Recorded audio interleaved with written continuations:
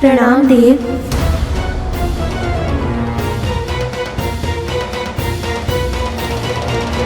बिना अनुमति मेरे दरबार में घुसने का दुस्साहस।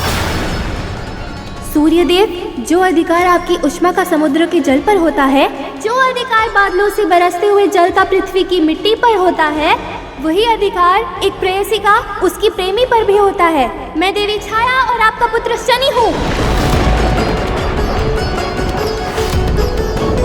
और आज यहाँ अपनी माँ को इनका अधिकार दिलाने आया हूँ। उतना ही अधिकार जितना माता संज्ञा का है इस सूर्यलोक पर और आप पर।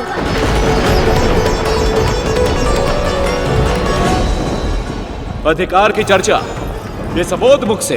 तुझे अधिकार किसने दिया बालक कि मुझ तक और मेरे लोक तक आने का दुस्साहस करे? भूल तुम्हारी नहीं, तुम्हारी माता की है। जब तुम्हें ही अपना उचित स्थान स्मरण नहीं रहा तो अपने बालक को क्या सिखाओगी? संज्ञा की छाया थी तुम, बस, और कुछ नहीं। ना तुम्हारा कोई अस्तित्व था, ना कोई आकार। योग, संयोग, कष्ट, सुख, वेदना, दुख, अपमान, सम्मान, कोई भावना नहीं थी तुम में। चेतना से शून्य थी तुम, बिल्कुल जड़। संज्ञा ने तुम्हें अपनी दासी, अपनी सेविका के रूप में जन्म दिया। ये साकार रूप दिया केवल इसलिए कि ये मेरा विकराल ताप सहन नहीं कर पा रही थी, इसलिए नहीं कि तुम इनके ही अधिकार का हरण कर लो। मुझे प्रेम करने का अधिकार तुम्हें नहीं था छाया। सत्य तो यह है कि जब संज्ञा मेरे पास लौट आई थी तो तुम्हें फिर से इनमें समा जाना चाहिए था। तुम्हारी रचना एक विशेष उद्देश्य के लिए की गई थी। यदि वो उद्देश्य ही समाप्त हो गया तो तुम्हारा अस्तित्व भी समाप्त हो जाना चाहिए था। पर तुमने ऐसा नहीं किया, क्योंकि तुम भी जानती थी संज्ञा जैसी पवित्र स्त्री में वापस समा जाने का अधिकार तुम खो चुकी हो।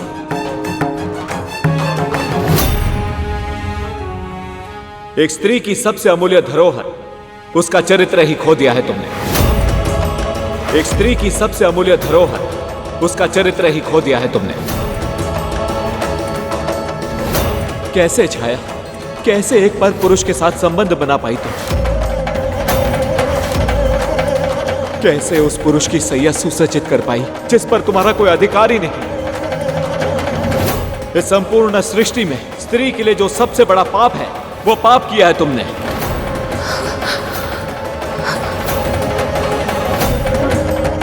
तुम कलुषित हो चुके हो छाया। पतिता हो तुम, पतिता। तुम कलुषित हो चुके हो छाया। पतिता हो तुम, पतिता।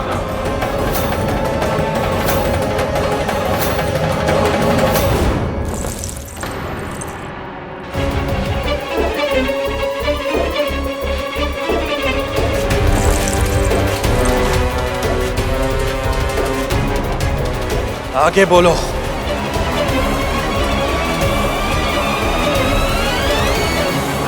अपनी आंखों के सामने अपनी मां का अपमान होते देखना, उन्हें उपहास का पात्र बनते देखना एक पुत्र के हृदय को छल्ली कर देता है।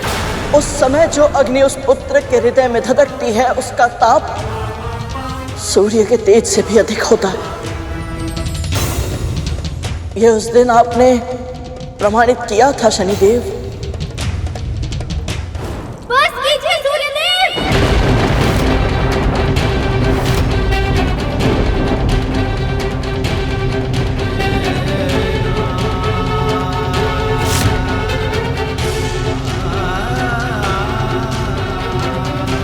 यदि मेरी माँ का स्वतंत्र अस्तित्व नहीं था तो अपना चरित्र कैसे खोया इन्होंने?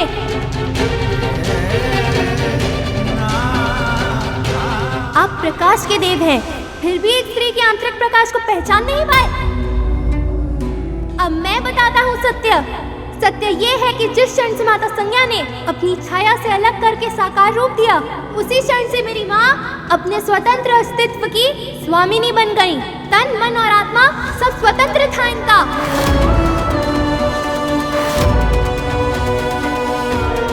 इन्हीं के मनोभावों से संचालित वियोग, संयोग, कष्ट, सुख, वेदना, प्रेम सभी भावनाएं थी इनके मन में। इसलिए आपकी सेवा करते करते इनके मन में आपके प्रति आकर्षण उत्पन्न हुआ। फिर प्रेम हो जाना तो स्वाभाविक ही था,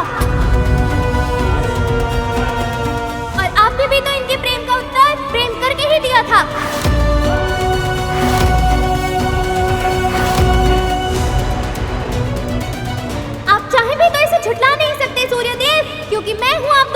प्रेम का प्रमाण।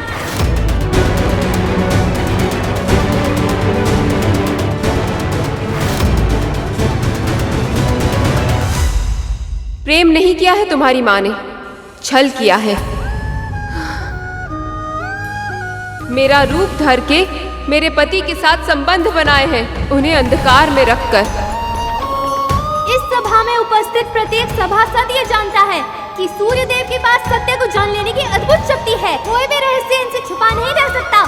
पर इससे भी अधिक महत्वपूर्ण ये है विमाता, यदि एक पुरुष यह नहीं जान पाता कि उसकी शैया में संबंध बनाती स्त्री उसकी पत्नी है या कोई और, तो कटाक्ष उस स्त्री के चरित्र पर नहीं, स्वयं उस पुरुष के चरित्र पर होना चाहिए।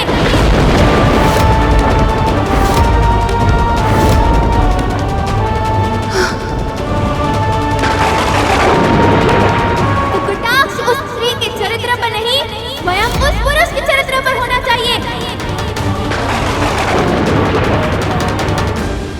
ऐसे दुर्वचन कहने वाला मूड मेरा पुत्र नहीं हो सकता। ना इसका रंग रूप मुझसे मिलता है, ना कोई गुण, न जाने किसके साथ अवैध संबंधों का परिणाम है ये बात। न जाने किसके साथ अवैध संबंधों का परिणाम है ये बात। पर इतना स्पष्ट है कि ये बुद्धिहीन और तेजहीन है। मेरा पुत्र नहीं है ये, मेरा पुत्र नहीं है ये, मेरा पुत्र नहीं है ये।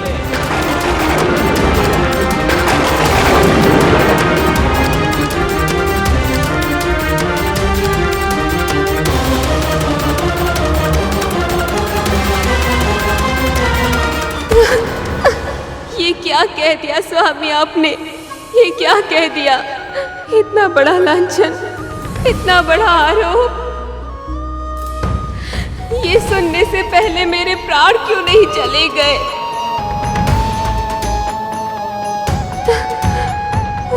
माँ, माँ, नहीं माँ, आप मत रोइए।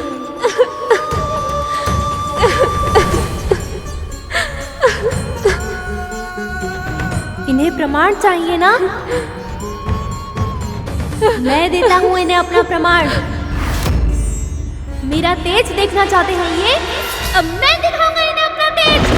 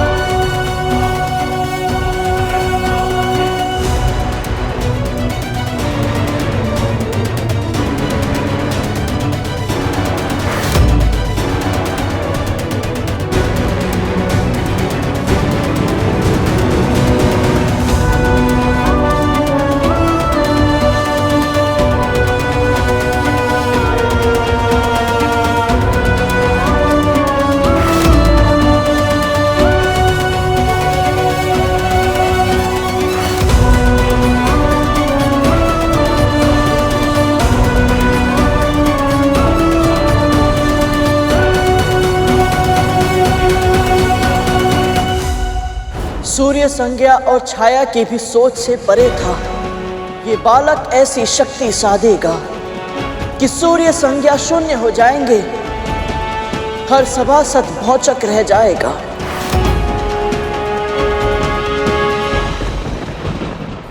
धूमल, यदि शनिदेव सच में इतने शक्तिशाली हैं कि सूर्य देव भी इनके सामने तेजहीन हो गए, तो फिर हम इनकी वक्र दृष्टि से कैसे बच पाएंगे?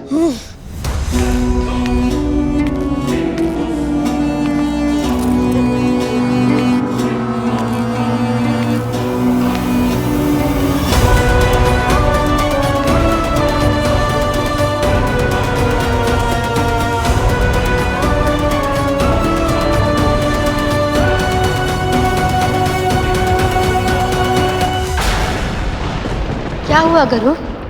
तो मौन क्यों हो गए? उस दिन शनिदेव का क्रोध, उनका तेज सबको दिखाई दिया था, पर किसी को उनकी पीड़ा नहीं दिखाई दी थी। उनके हृदय में उठता भवंडर किसी को नहीं दिखा था। संसार में ऐसा कोई पुत्र नहीं है जो अपने पिता का अनादर करना चाहता हो, पर अपने मां के सम्मान के लिए शनिदेव को अपने पिता के विरुद्ध सर उठाना पड़ा। इस बात की पीड़ा कितना दंश देती है, ये कोई और नहीं समझ सकता। ये क्या कर रहे हो तुम? बस करो, इन्हें क्षमा कर दो पुत्र। हमें तुम्हारी शक्ति का आभास नहीं था, अब हमें ज्ञात हो गया है। इनसे अपनी दृष्टि हटा लो पुत्र। इस विमाता की बात मानो पुत्र, ये तुम्हारे पिता हैं और पिता पूजनीय होते हैं। तुम्हारे पिता को सारा संसार पूजता है, समस्त संसार का जीवन इन्हीं से संचालित होता है। अपने पिता को प्रताड़ित मत करो पुत्र। पिता से भी बड़ा स्थान होता है माँ का, और इन्होंने मेरी माँ का अपमान किया है, मेरी माँ का अधिकार छीना है इन्होंने। उनके साथ जो अन्याय किया है उसका दंड मैं इन्हें दे के रहूंगा। आज न्याय करूंगा मैं।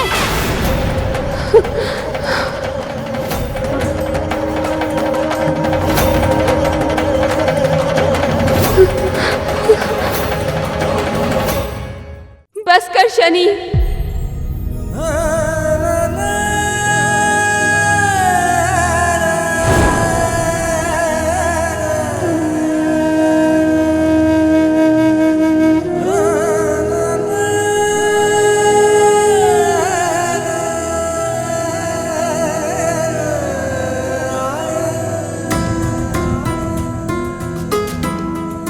माँ, आप क्यों?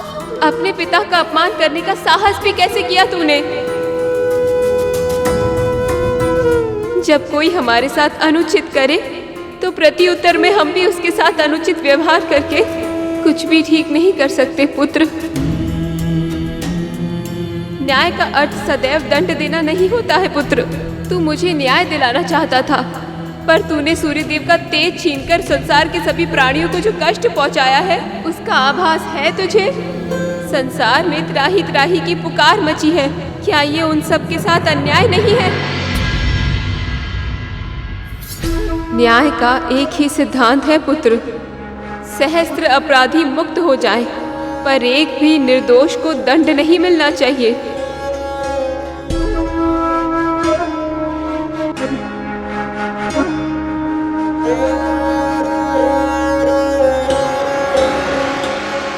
मुझसे बहुत बड़ी भूल हो गई माँ, मुझे क्षमा मुझसे नहीं, अपने पिता से मांग।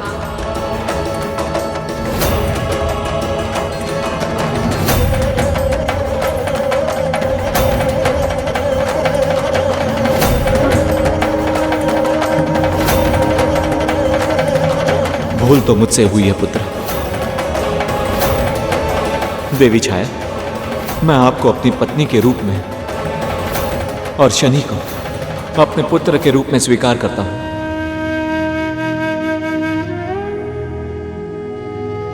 मैं आपको वो सारे अधिकार प्रदान करता हूं जो देवी संज्ञा को प्राप्त हैं। छाया, मेरी बहन, मेरे अपमान भरे व्यवहार को भुलाना तुम्हारे लिए असंभव है, लेकिन फिर भी हो सके तो मुझे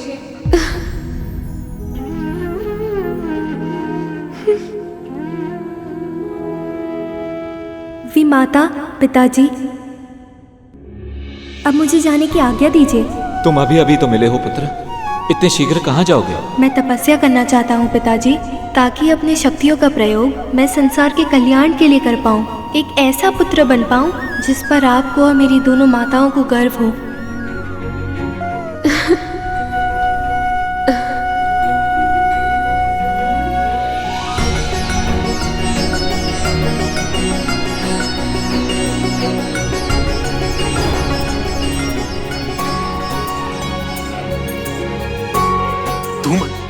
हमारी माँ ने शनिदेव के बारे में हमें ये सब क्यों नहीं बताया? वो तो सदैव हमें इनसे सावधान रहने के लिए कहती रही। माँ सही ही कहती थी, सावधान तो अभी भी रहना होगा इनसे, नहीं तो कहीं हम भी भूत नंदी की तरह आहत हो गए तो।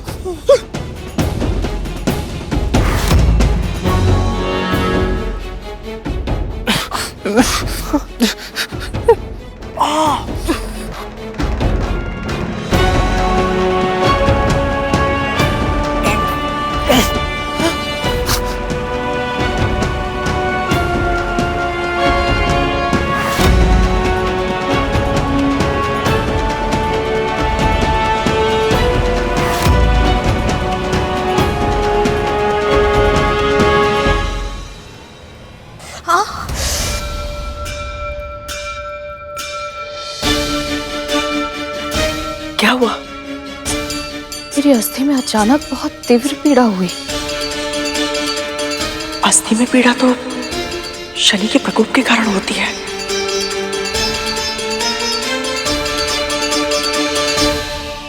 कहीं ऐसा तो नहीं कि गरुड़ की पीड़ा का आभास तुझे हो रहा है?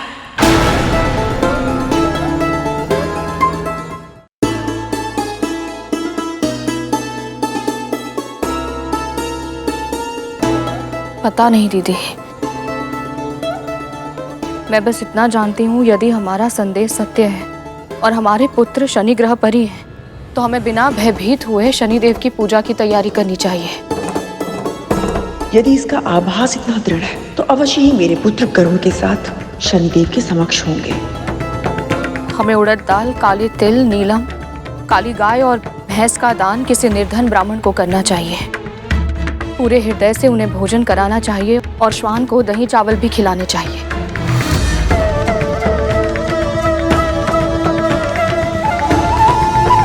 तू इतनी शांत कैसे है? तुझे तेरे पुत्र के लिए भय नहीं लग रहा है?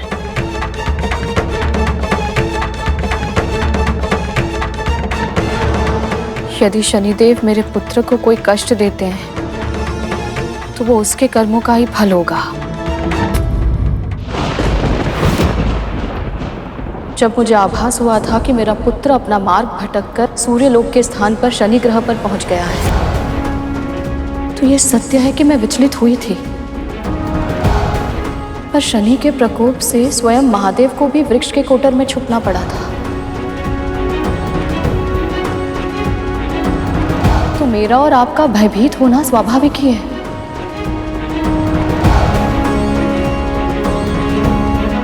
पर जो हो रहा है वो हमारे नियंत्रण में नहीं है। यदि गरुड़ वहां तक पहुंचा है तो इसमें भी श्री विष्णु की ही इच्छा होगी।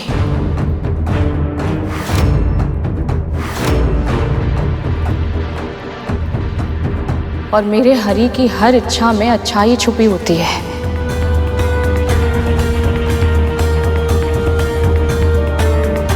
एक माँ होने के नाते मुझे अपने दिए हुए संस्कारों पर, अपने पालन पोषण पर पूरा विश्वास है। मेरे पुत्र ने ऐसा कोई कार्य नहीं किया होगा जिससे शनि देव को उसे दंड देना पड़े।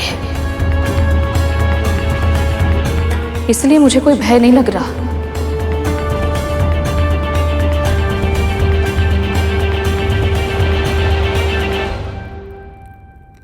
मुझे सूर्य पुष्प चाहिए और उसके लिए तुझे सूर्यलोक जाना होगा।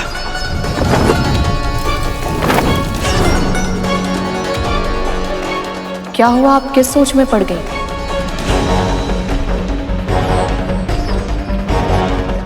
तुझे तो बहुत सारी तैयारियां करनी थी ना। स्मरण रहे, कोई भी भूल नहीं होनी चाहिए। यदि तेरे या तेरे पुत्र के कारण मेरे पुत्रों का हित हुआ तो परिणाम अच्छा नहीं होगा।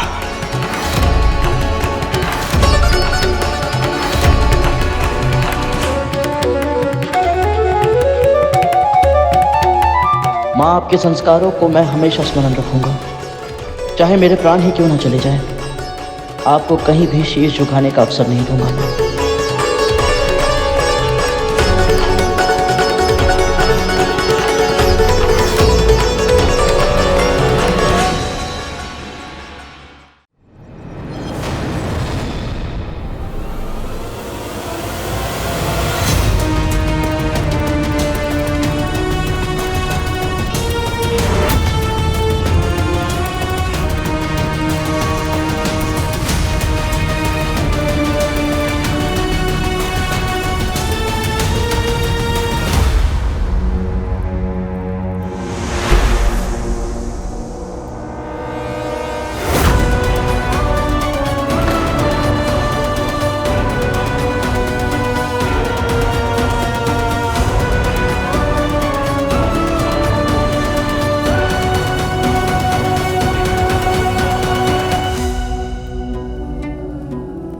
अपने माता पिता और विमाता से आशीर्वाद लेकर आपने इतनी कम आयु में भीषण तप किया।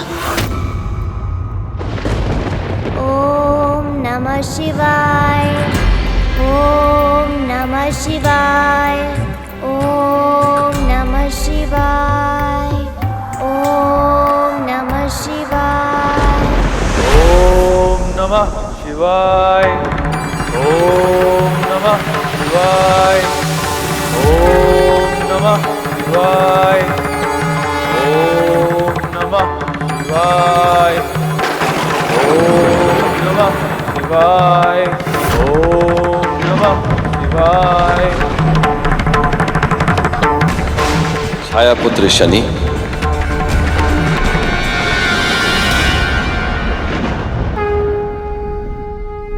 आपकी तपस्या सफल हुई। महादेव,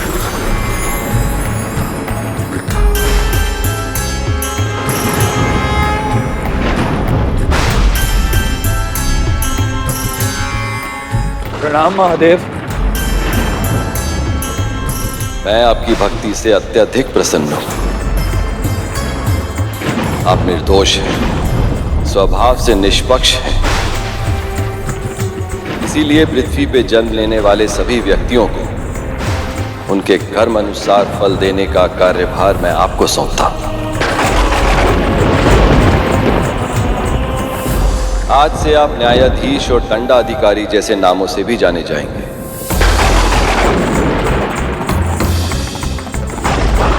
आपका धर्म होगा प्रत्येक प्राणी को उसके कर्म के अनुरूप न्याय और दंड देके उन्हें और पाप करने से रोकना, ताकि वो अपने जीवन को मोक्ष की ओर अग्रसर कर सके।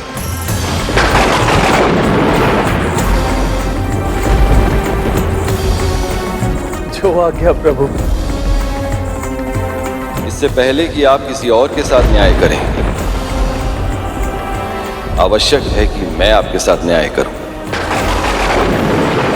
जन्म के बाद से ही आप अपने पिता से दूर रहे, इसीलिए मैं आपको सौर मंडल के ग्रहों में स्थान देता हूं।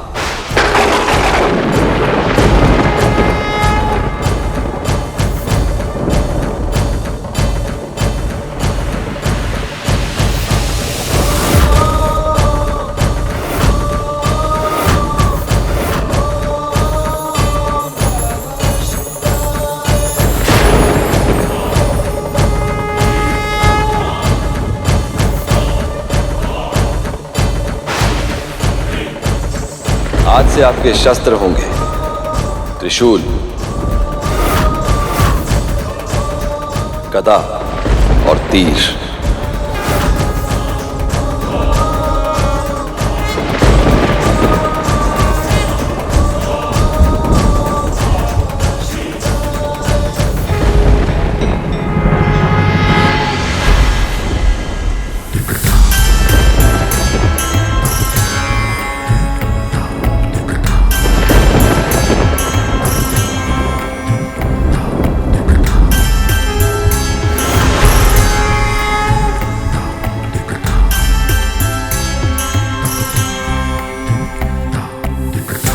महादेव की जय हो।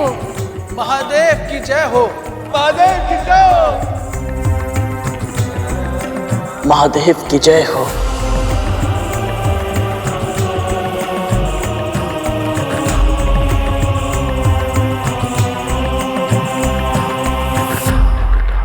जब शिव से ही वरदान मिला तो मन में ये विश्वास जगा, पिता से होगी भेंट तो मिलेगा स्नेह जो अब तक ना मिला। और एक बार फिर आपके हाथ आई तो केवल और केवल फिर निराशा। पिता में स्नेह का भाव था, न मिटा आपके भीतर का कुहासा। सूर्य का तेज समाप्त किया था आपने प्रथम भेंट में ही, जिस कारण उनके हृदय में अविश्वास था, संदेह था। फिर मिलते ही आप तप करने उनसे दूर भी तो चले गए थे, तो कैसे जानते वो आपको कि आपके मन में कौन से भाव बसे थे। सौर मंडल के शेष ग्रह भी आपकी तपस्या के बाद मिले वरदान से आशंकित थे। आपकी शक्ति की कथाएं सुन चुके थे, भयभीत वो आपसे दूर रहना चाहते थे। मन, व्यक्तित्व, विचार, व्यवहार से आप क्या है ना वो समझते थे और ना वो समझना चाहते थे। इसीलिए आप जब सूर्यदेव के दरबार में पहुंचे तो देखा कि नियति ने फिर आपको छला है। अब विलंब हो चुका है। मंगल, बुध, बृहस्पति, शुक्र, सौर मंडल का हर एक ग्रह पहले ही सूर्य के निकट अपना स्थान ग्रहण कर चुका है।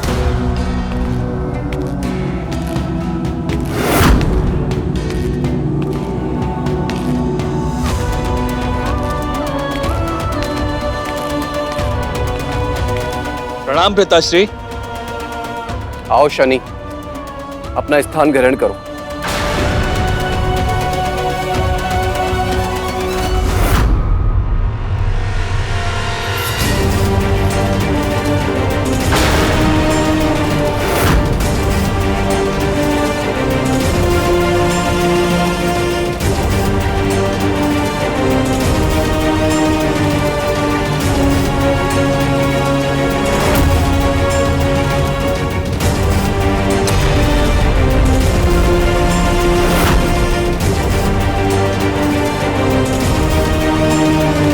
इस सोच में पड़ गए शनि।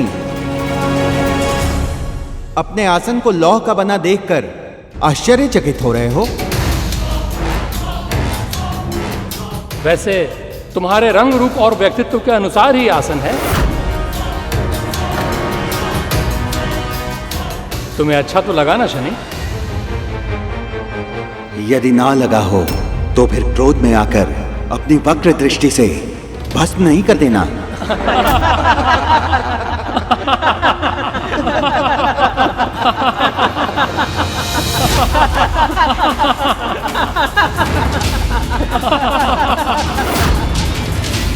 ये सब परिहास करते तो मैं भी इनके साथ हंसता, परंतु ये मेरा उपहास कर रहे हैं और आप मौन हैं। आपके इस दरबार में अन्य सभी स्वर्ण के सिंहासनों पर विराजमान हैं और मेरे लिए लौह का आसन। मुझे स्वर्ण से प्रेम नहीं है पिताश्री, परंतु सत्य, समानता और न्याय से है। और सत्य ये है, आज एक बार फिर आपने मेरी उपेक्षा की।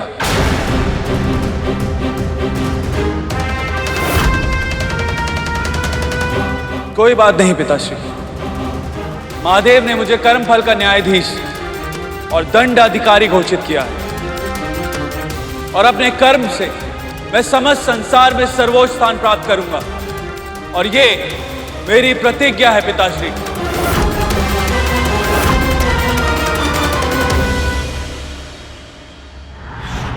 आपको दंडाधिकारी का कार्यभार सौंपा गया था शनिदेव, और जो दंड देते हैं उनसे सभी भयभीत तो होते हैं पर उनका सम्मान नहीं कर पाते, क्योंकि आपकी छवि ही ऐसी है कि आपके सामने आने के बाद सभी को अपने बुरे कर्मों की स्मृति सताने लग जाती है।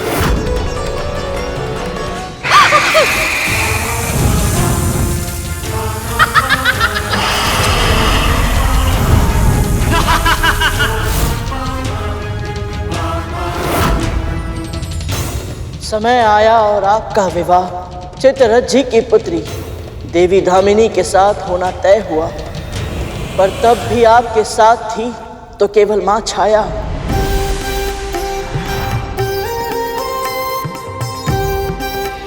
पिता का आगमन बस औपचारिकता के लिए हुआ,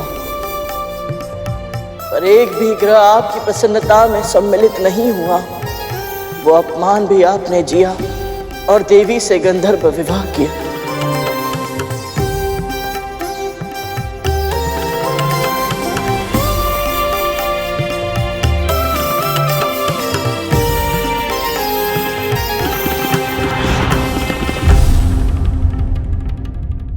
एक बार शनिदेव लीन थे तपस्या में, ना जागे थे ना सोए थे। श्रृंगार कर पत्नी निकट आई, पर पति तो ईश साधना में खोए थे।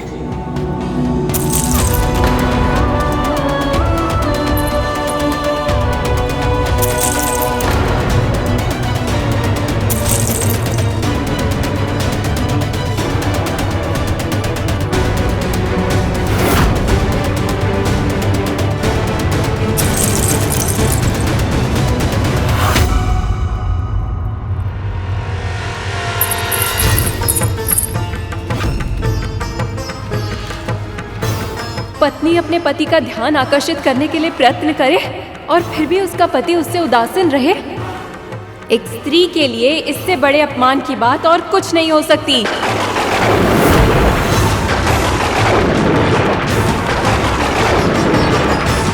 इतने उमंगों के साथ विवाह किया था मैंने आपसे। कल्पना भी नहीं की थी कि मेरी इच्छाओं का ऐसे दमन होगा।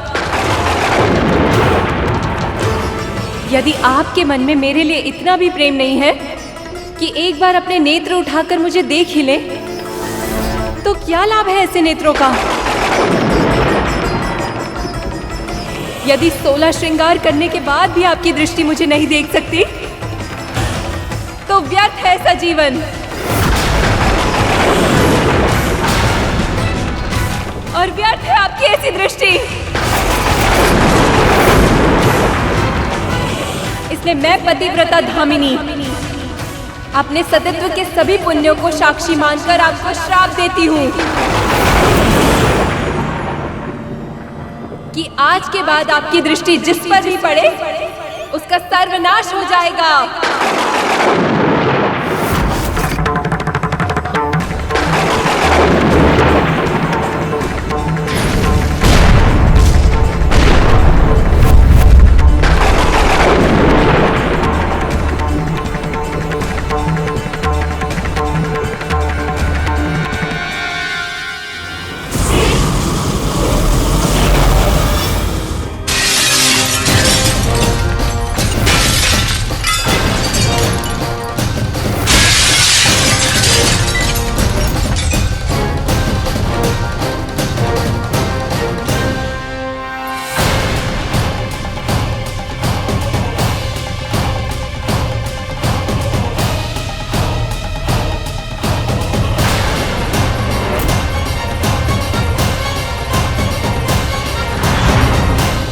बस करो पुत्र, मुझे उस क्षण का स्मरण मत कराओ। क्रोध में आकर मैंने एक शिव भक्त की तपस्या को भंग करने का दुस्साहस किया था और उस पाप का फल मैं आज तक भुगत रही हूँ। अब चाहे कितने भी अच्छा क्यों ना हो, मेरे पति एक क्षण के लिए भी दृष्टि उठाकर मुझे देख तक नहीं सकते।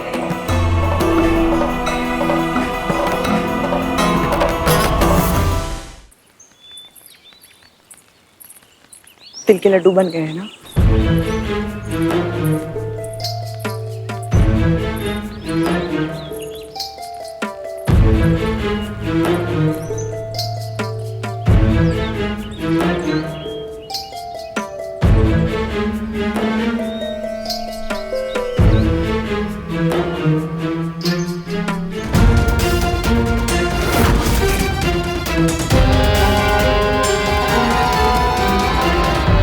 तुम दोनों के यहाँ खड़े रहने से तुम्हारे भाई वापस नहीं आएंगे। जाओ दान की वस्तु भी लेकर आओ, पूजा के बाद दान करना है। जी माँ, अभी लाए।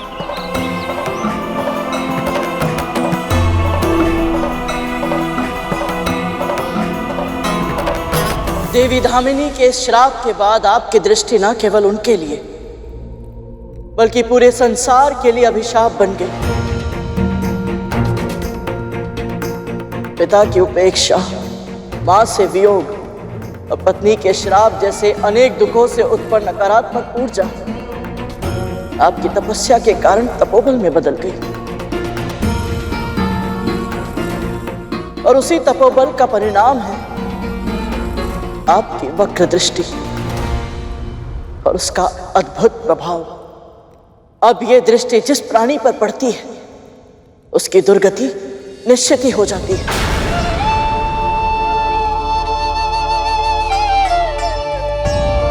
जीवन की विपरीत परिस्थितियों ने आपको कठोर तो अवश्य बनाया प्रभु, पर क्रूर नहीं बना पाई।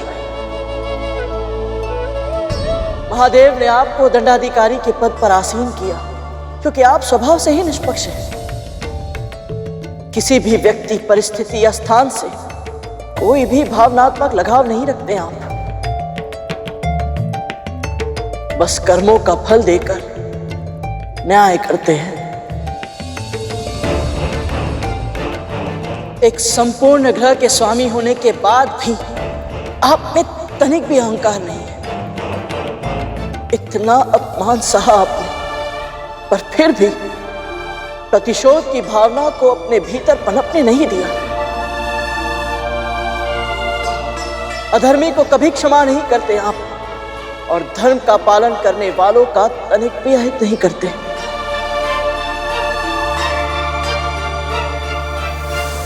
आपकी वक्र दृष्टि प्रभावी है, बहुत प्रभावी है, पर उससे भी अधिक प्रभावशाली है आपकी कृपा दृष्टि। आपकी कृपा का आशीर्वाद जिसे भी मिल जाए उसे धन, धान, समृद्धि, ऐश्वर्य सब कुछ अपने आप मिल जाता है। इसीलिए मैं जानता हूं प्रभु, आप संकट कारक नहीं हैं। मैं आपको नमन करता हूं प्रभु।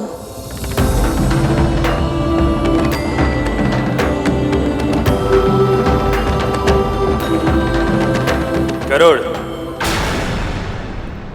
तुमने अपने वचन का मान रखा।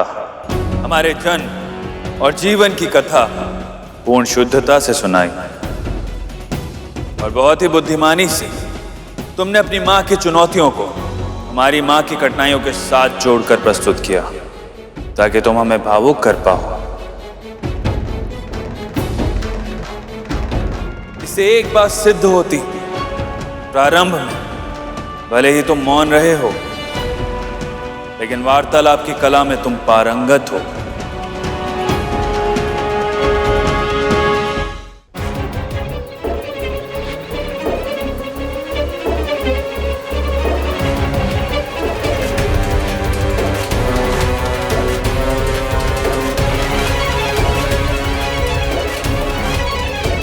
गरुड़, क्या हुआ? तुझे कोई संकेत मिला? संकेत नहीं मिला दीदी, वो स्वयं दिखा मुझे अभी अभी एक पल के लिए इस दिए में।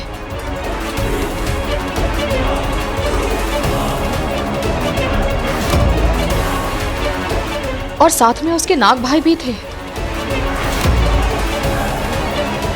इस संकेत का क्या अर्थ हुआ? उन पर कोई संकट तो नहीं?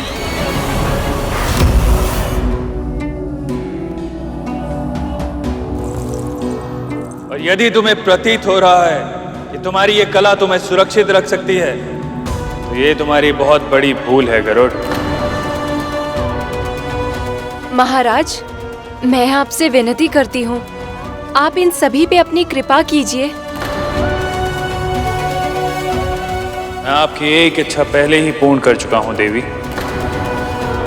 हम सब ने गरुड़ को सुना है, परंतु हमारी व्यक्तिगत भावनाएं न्याय के मार्ग में अवरोध नहीं उत्पन्न कर सकती। मैं अपने धर्म का पालन करूंगा देवी, और शनि दरबार में इन सब के भाग्य का निर्धारण भी वैसे ही होगा जैसे आज तक होता आया है, उचित प्रक्रिया के माध्यम से। मैं तुम सबके हृदय, आत्मा और मस्तिष्क की गहराइयों में झांकूंगा।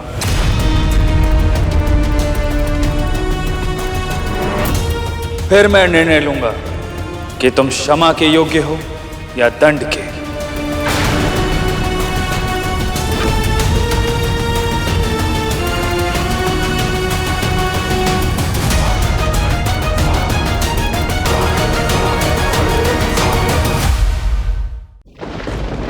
महाराज, गरुड़ के संस्कार तो आप देख ही चुके हैं, और शेष उन्हीं के भाई हैं। मैं आपसे विनती करती हूँ, आप इन सभी पे अपनी कृपा कीजिए।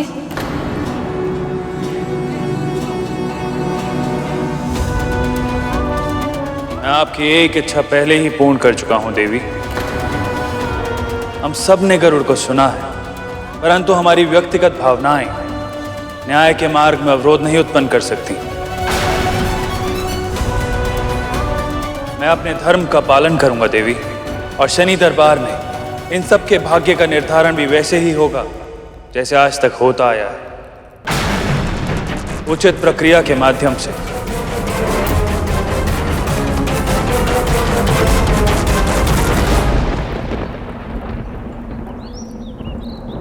मुझे कुछ क्यों नहीं दिख रहा है? मेरे पुत्र क्यों नहीं दिखाई दे रहे मुझे? मौन क्यों है तू? क्या दिखा तुझे? और तो कुछ नहीं दिखा, पर इतना आभास अवश्य हुआ कि हमारे पुत्रों को अब कोई कठिन परीक्षा देनी होगी। यदि वो उसमें सफल हो गए तो हमारे पास वो निश्चित ही सुरक्षित लौट आएंगे। और यदि सफल नहीं हुई तो? हे प्रभु, मेरे पुत्र वापस आ जाए सुरक्षित, बिना आहित हुए।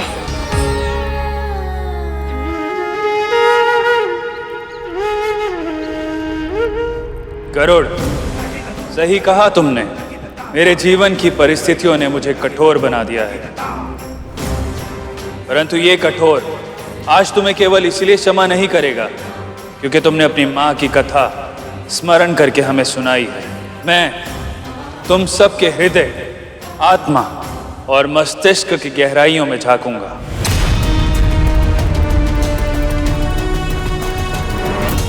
फिर मैं निर्णय लूंगा कि तुम क्षमा के योग्य हो या दंड के।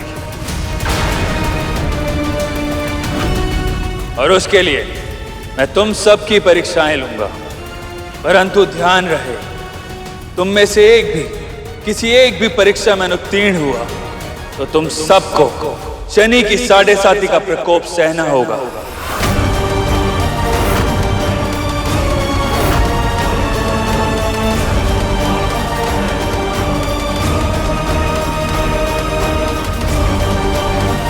मैं आप सबको सुरक्षित लेकर जाऊंगा यहां से। विपदा में व्यक्तित्व निखरता है गरुड़, इसलिए सामने कितना भी घनघोर संकट क्यों ना आए, तू सदैव अपने आदर्शों पर अडिग रहना। यदि तू ऐसा कर पाया तो अपने आप संसार के लिए वंदनीय बन जाएगा। देव, मेरी माँ कहती है कि परीक्षा से कभी भी भयभीत नहीं होना चाहिए, क्योंकि यदि तुम्हें सही उत्तर पता हो तो आत्मविश्वास बढ़ता है, यदि ना पता हो तो ज्ञान। इसीलिए आप कैसी भी परीक्षा क्यों ना लें, मैं तैयार और उत्सुक भी।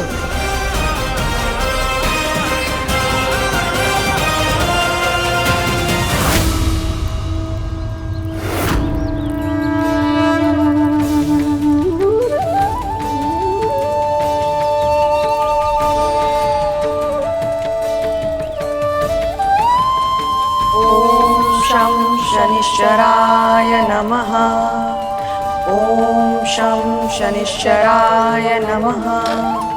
ओम शं शनिश्चराय नमः। ओम शं शनिश्चराय नमः।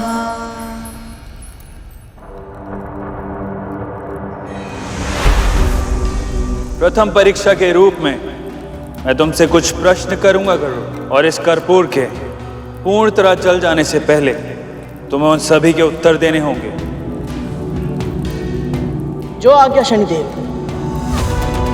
पहला प्रश्न, जिस जल में सब कुछ घुल जाता है वो क्या है जिसमें जल स्वयं घुला हुआ है? वायुमंडल। और वायुमंडल किस में घुला हुआ है?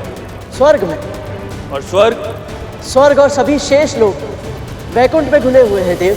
वैकुंठ, वो किस में घुला हुआ है?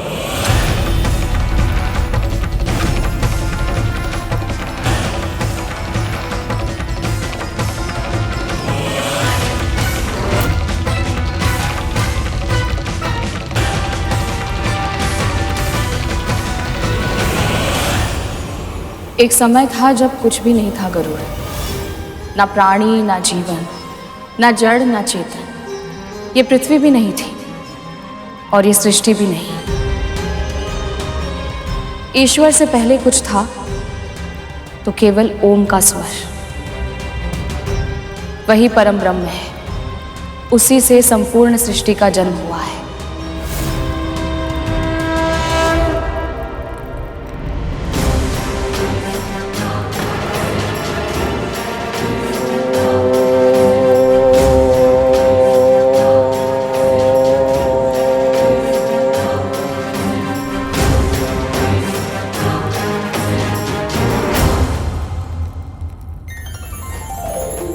जब कुछ नहीं था तब ओम था।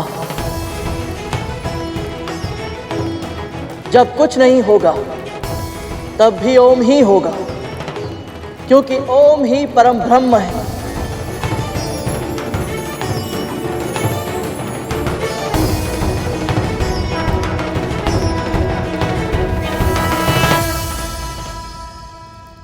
तुम अपनी पहली परीक्षा में सफल हुए गरुड़।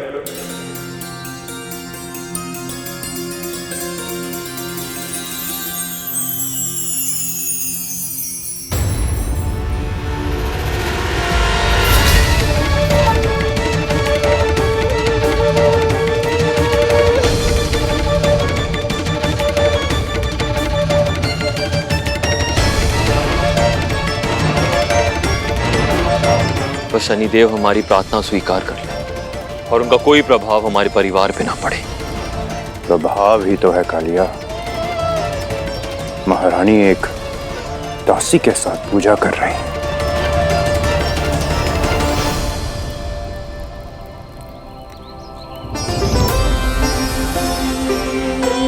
ओम शं शनिश्चराय नमः।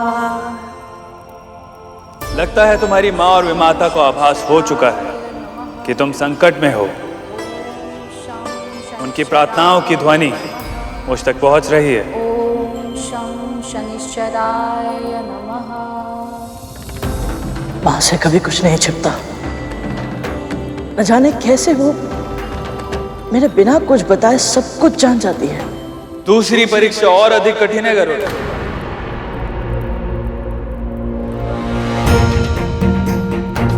स्वामी इस बालक के साथ इतना कठोर व्यवहार क्यों कर रहे हैं? संन्यास श्रेष्ठ है या गृहस्थ जीवन? इस प्रश्न का सही उत्तर जानने के लिए तो मैं भी उत्सुक हूँ। तुम्हें क्या श्रेष्ठ लगता है गरुड़? मेरी दृष्टि में गृहस्थ जीवन अधिक श्रेष्ठ है देव। क्यों? कहा तो ये जाता है कि ईश्वर को जानने के लिए पहले स्वयं को पहचानना पड़ता है, और स्वयं को पहचानने के लिए संन्यास अनिवार्य है। जैसे कि आपने कहा, एक सन्यासी के लिए अंतिम लक्ष्य होता है ईश्वर या परम सत्य की खोज करना, पर यह खोज तो एक गृहस्थ भी कर सकता है देव। कैसे गरुड़?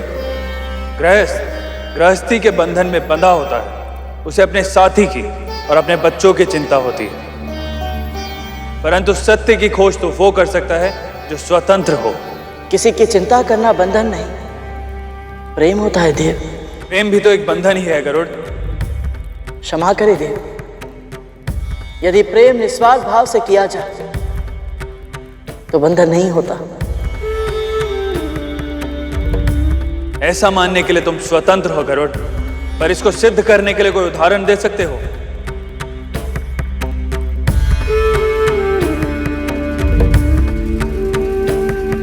अपने पिता सूर्यदेव का प्रेम देखिए शनिदेव।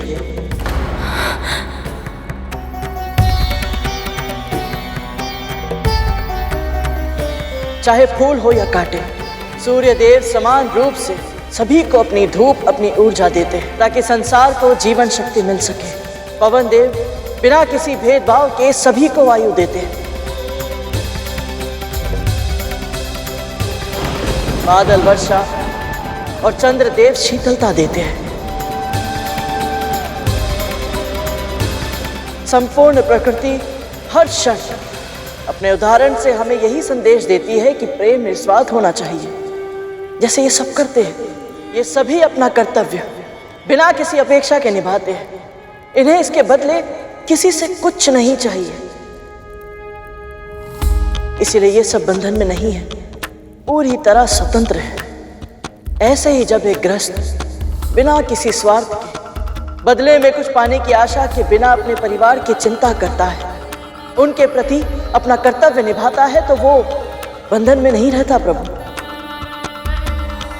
ऐसा गृहस्थ सहज प्रयास से ही परम सत्य अर्थात ईश्वर को पा लेता है। परंतु गरुड़, एक सन्यासी भी तपस्या करके ईश्वर को पा लेता है।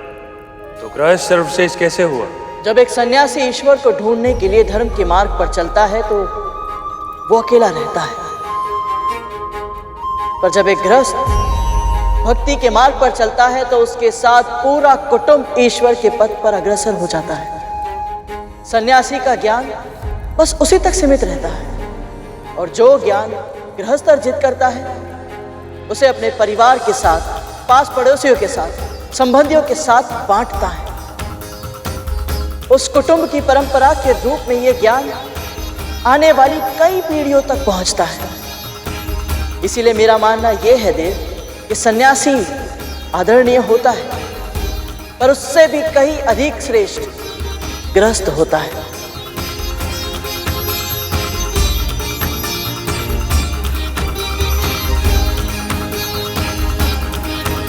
और अगली परीक्षा से पहले मैं तुम्हें बताना चाहता हूं गरुड़, तुम्हारी बुद्धि और तुम्हारा ज्ञान अद्भुत है। तुमने अपनी मां के कहे एक एक शब्द को अपने मन में संजो के रखा है और जीवन जब जब तुम्हारे सामने चुनौतियां प्रस्तुत करेगा, ये कुशलता तुम्हारी सबसे बड़ी सहायक सिद्ध होगी। और अब मेरा अंतिम प्रश्न, तुम्हारी मां सदैव अच्छे कर्म करती है, कभी किसी का बुरा नहीं किया उन्होंने, फिर भी उनके और उनके पुत्र के भाग्य ने उन्हें दास बना दिया।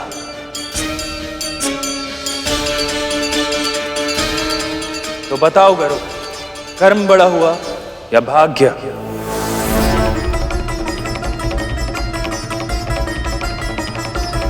मैं महर्षि कश्यप की पत्नी विंता अपनी बहन कद्रू की दास्ता स्वीकार करती हूँ। मैं महर्षि कश्यप और मां विंता का पुत्र गरुड़, मेरी विमाता महारानी कद्रू और उनके 1 सहस्त्र पुत्रों की दास्तां स्वीकार करता हूँ।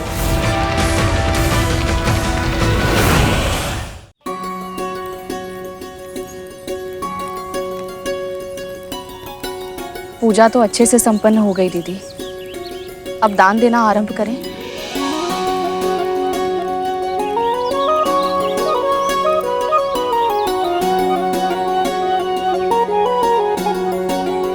ये काली उड़द की दाल, काले तिल और नीलम रत्न है।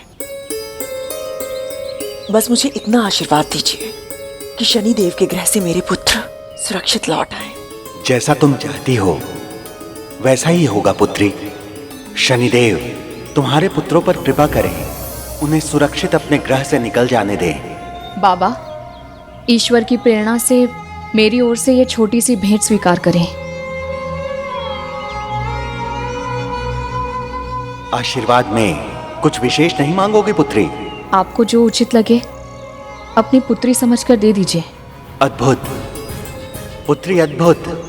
जो मांगता है उसे बस वही मिलता है जिसकी उसने इच्छा व्यक्त की है, पर जो नहीं मांगता उसे ईश्वर वो सब कुछ देते हैं जो उसके लिए उचित होता है। तुम निश्चिंत रहो, शनिदेव तुम्हारी प्रार्थना अवश्य स्वीकार करेंगे।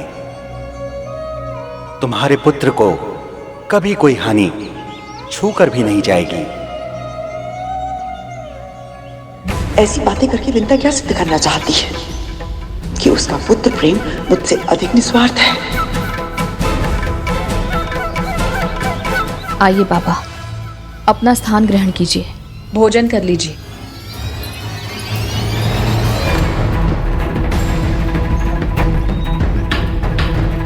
पशु आखिर पशु ही होते हैं, देख रहे हो भैया।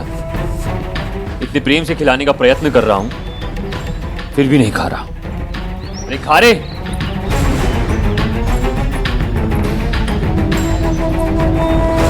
उसे भी वश मत करो, मैं खिलाती हूँ।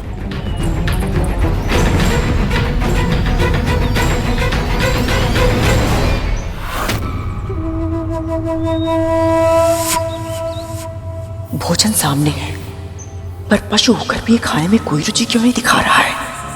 यदि इसने भोजन ग्रहण नहीं किया तो इसका अर्थ होगा कि शनिदेव मेरी पूजा से प्रसन्न नहीं है, और यदि ऐसा हुआ तो मेरे पुत्र।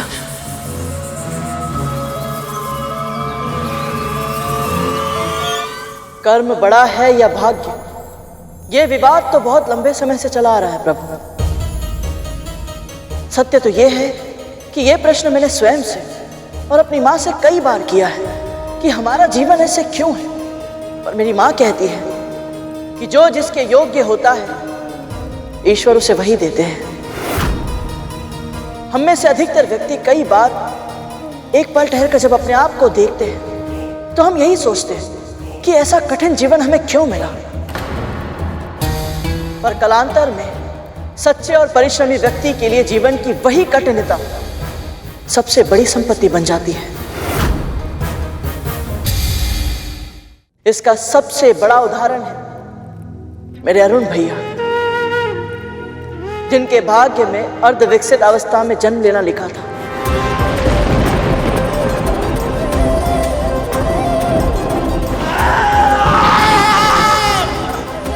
पर उनकी तपस्या से उन्होंने जो कर्म किया उसके कारण वो आज सूर्य देव के सारथी बन गए।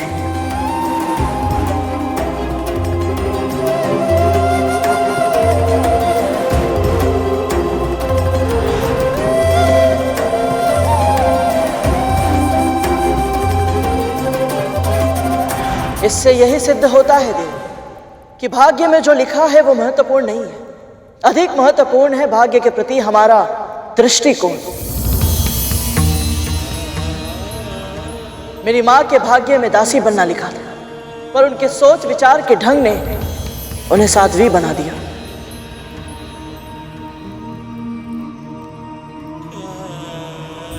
दृष्टिकोण हमारा विषय नहीं है गरुड़।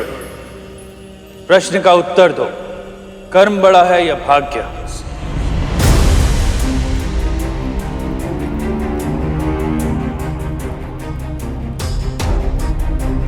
हम अपने भाग्य से नहीं भाग सकते देव, पर हमारे कर्म वो शस्त्र हैं जिनके माध्यम से हम अपने भाग्य को संचालित कर सकते हैं। क्या तुम्हें पूरा विश्वास है कि भाग्य को बदला भी जा सकता है? यदि हमारे कर्म अच्छे होंगे तो हो सकता है कि हम अपने भाग्य को भी बदल पाए। गरुड़, तुम्हें अपने कहे एक एक शब्द को उदाहरण के साथ सिद्ध करना होगा, अन्यथा तुम्हारा उत्तर स्वीकारा नहीं जाएगा और तुम इस परीक्षा में असफल हो जाओगे।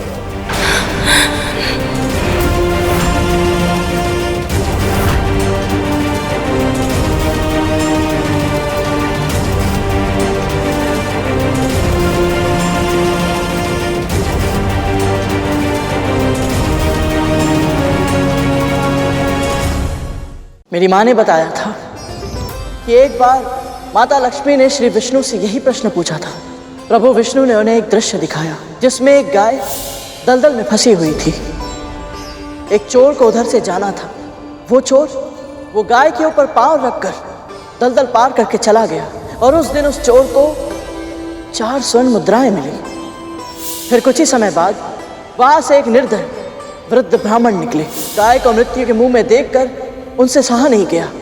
अशक्त होने के बाद भी उन्होंने अपना पूरा बल लगाया और एक रस्सी की सहायता से उस गाय की प्राण रक्षा कर ली।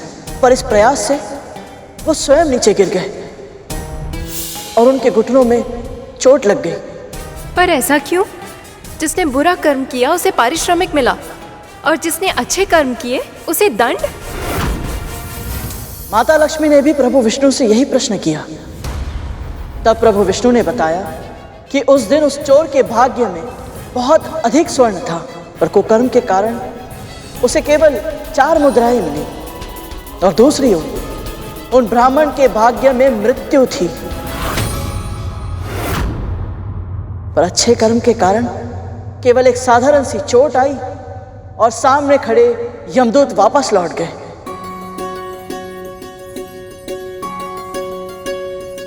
गरुड़, तुमने हमारे सभी प्रश्नों के सटीक उत्तर दिए। तुम इस परीक्षा में सफल हुए।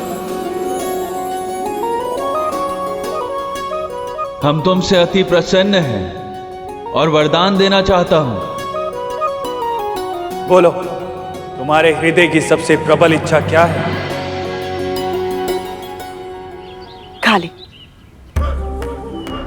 खा ले ना।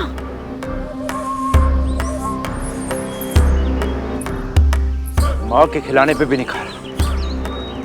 कितना हट्टी है ये।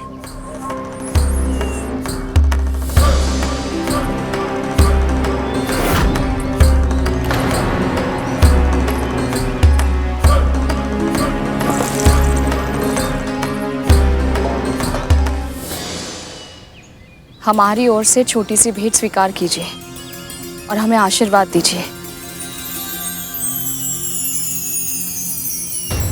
ये श्वान ऐसे कैसे खा रहा है?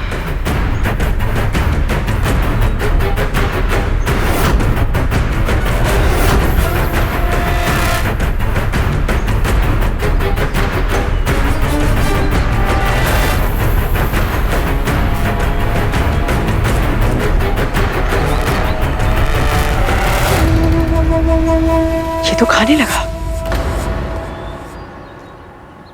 आदेश और विनती का अंतर था दीदी। आदेश सुनते ही मन विरोध करना चाहता है, पर यदि कोई नम्र भाव से विनती करे तो हृदय उसे स्वीकार करके उस बात को मानने की प्रेरणा देता है। ज्ञान बांटने की कृपा ना करें। मैं केवल इतना चाहती हूँ कि मेरे पुत्र शनिदेव के वहां से वापस आ जाए।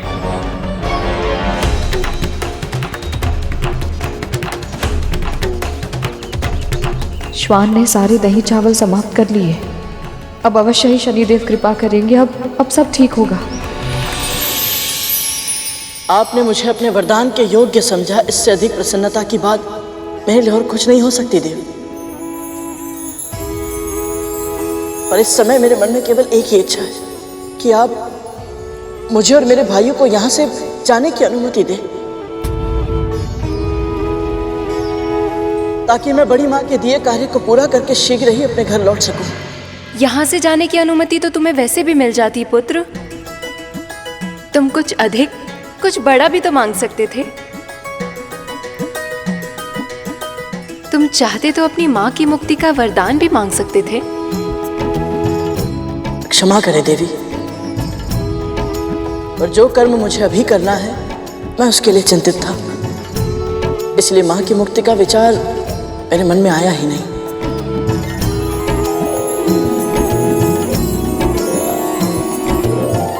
गरुड़, तुमने एक बार फिर हमें अपनी कर्तव्य निष्ठा से प्रभावित किया। जो पहले नहीं मांगा, चाहो तो अब मांग लो।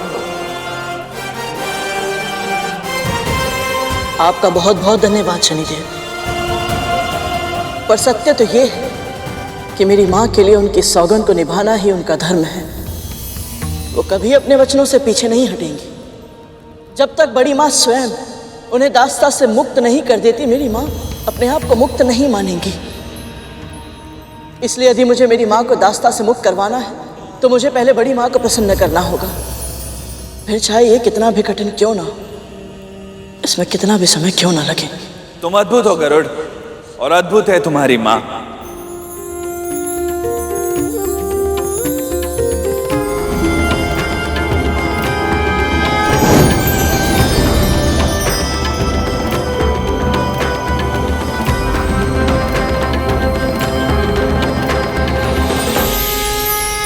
धूमल, मैं तो ठीक हूँ।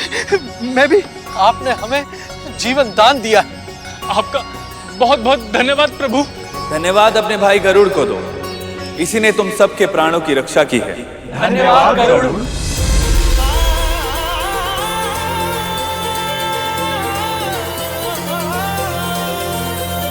अब आज्ञा दीजिए शनिदेव। तुम्हारी यात्रा निर्विघ्न पूरी हो गरुड़।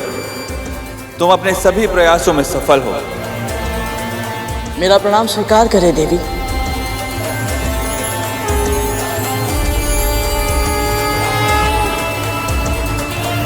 ये तो तुम्हें दृष्टि उठाकर देख भी नहीं सकते, किंतु इनकी ओर से मैं तुम्हारी छवि अपनी आंखों में बसा रही हूँ। आज इनकी कथा को इतने सुंदर रूप से तुमने मेरे सामने प्रस्तुत करके मेरा तो हृदय ही जीत लिया है पुत्र। भविष्य में जब भी कोई शनिदेव की कथा कहेगा, मुझे तुम्हारी स्मृति आएगी पुत्र, और उसका कल्याण होगा। गरुड़, देवी धामिनी का आशीर्वाद अवश्य फलेगा। जब तुम सब मेरे बंदी थे तब तुम्हारी माओ ने पूरे विधि विधान के साथ मेरी स्थापना की, पूजा अर्चना की, ब्राह्मणों को दान दिए, काले श्वान को भोजन कर। ये उन्हीं की पूजा का फल है जो तुम सभी नाग भाई यहां से सुरक्षित लौट पा रहे हो। इस संसार में जब जब कोई माँ अपनी संतान की राशि से मेरी दृष्टि के प्रकोप को हटाने के लिए अच्छे कर्म करेंगी तो मैं उसका फल उस माँ और उनकी संतान को अवश्य दूंगा।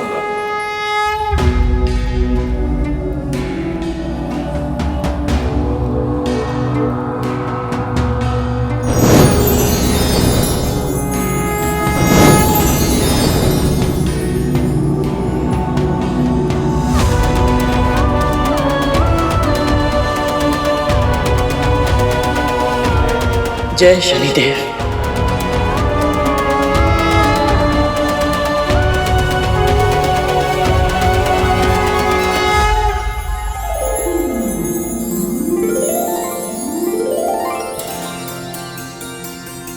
थोड़ा और लीजिए बाबा।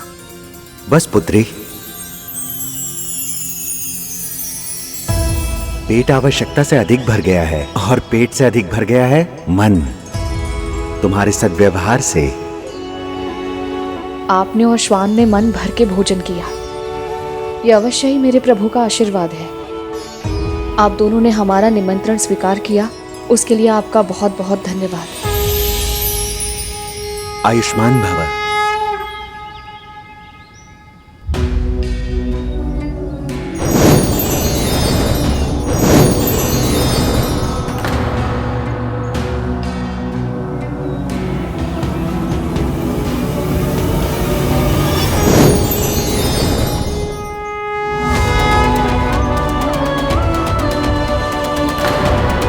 शनिदेव,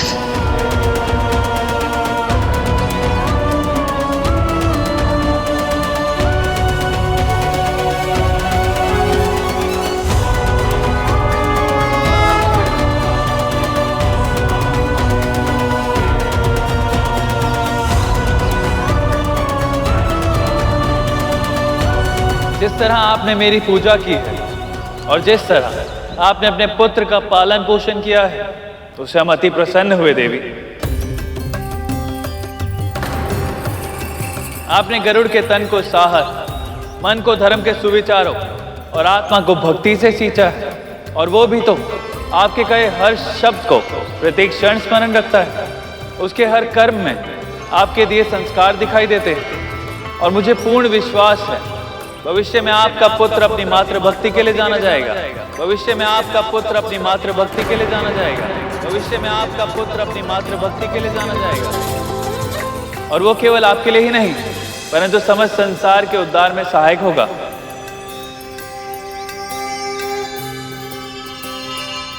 विरोधाभास देखिए देवी कद्रू, आपके पुत्र असभ्य पशुओं के समान हैं।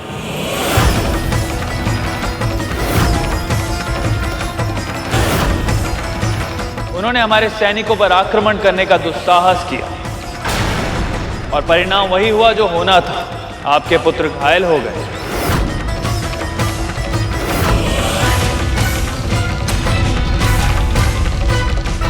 पर आप चिंता मत कीजिए, आपके पुत्रों की पीड़ा भी गरुड़ ने हरी। जब मैंने उससे वरदान मांगने को कहा तो उसने स्वयं की चिंता ना करते हुए अपने नाग भाइयों की सुरक्षा मांग ली। ऐसा है उसका व्यक्तित्व। इसका अर्थ है मेरे पुत्र सुरक्षित हैं। हाँ, अभी तक तो सुरक्षित है और शीघ्र ही आपके पास लौटेंगे भी। परंतु यहां मैं आपको चेतावनी देने आया हूं देवी कद्रू। जो बीज आज आप बोएंगी कल वही वृक्ष बनेगा, और अभी भी समय है देवी कद्रू। देवी विंता और उनके पुत्र को कष्ट देने का पाप मत कीजिए। कहीं ऐसा ना हो कि आपके ही षड्यंत्रों की ज्वाला आपके सुख को जला के भस्म कर दे।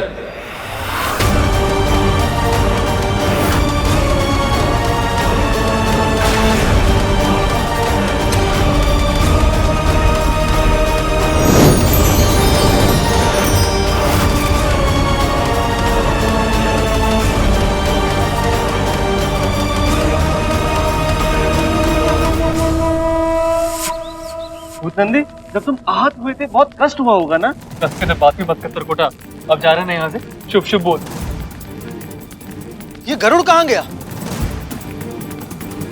अभी अभी तो यहीं था, फिर किधर गया ये?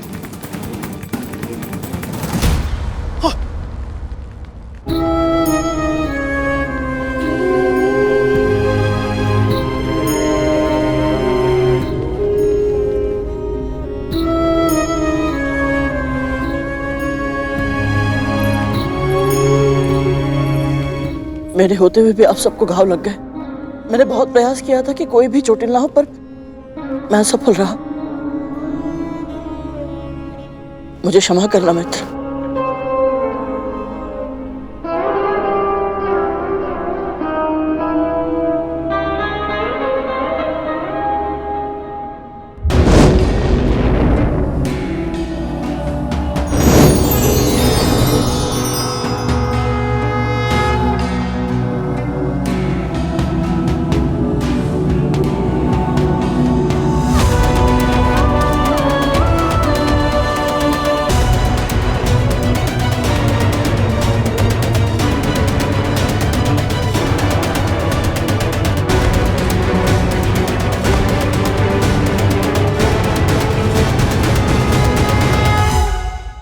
जो प्राणी विशेष नहीं होते, महत्वपूर्ण पदों पर आसीन नहीं होते, जो संसार में सबकी आंखों के सामने होते परंतु अधिकतर किसी को दिखाई नहीं देते, ऐसे साधारण जनों की सेवा कर तुमने मेरे हृदय में एक विशेष स्थान प्राप्त किया है गरुड़। इसलिए मैं तुम्हें एक वरदान और देना चाहता हूं। आज से मेरी वक्र दृष्टि तुम पर कभी नहीं पड़ेगी।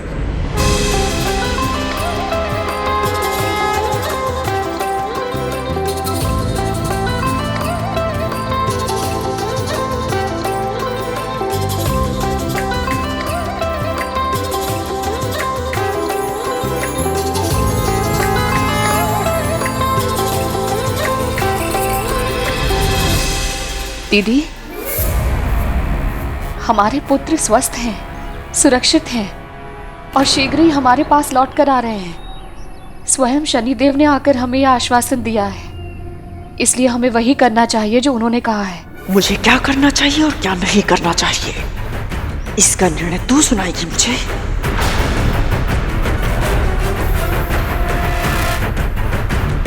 अपना स्थान मत भूल दासी। शनिदेव ने तेरे पुत्र की प्रशंसा क्या कर दी, तेरी जीवा इतनी लंबी हो गई कि तो अब मुझे समझाने लगी है। ऐसा नहीं है महारानी। समय नष्ट मत कर और जा यहाँ से। मेरे पुत्रों के स्वागत की तैयारी कर। मृत्यु के मुख से लौट कर आ रहे मेरे वीर पुत्र। स्वागत ऐसा होना चाहिए कि देखने वालों की आंखें धुंधली हो जाए। जी।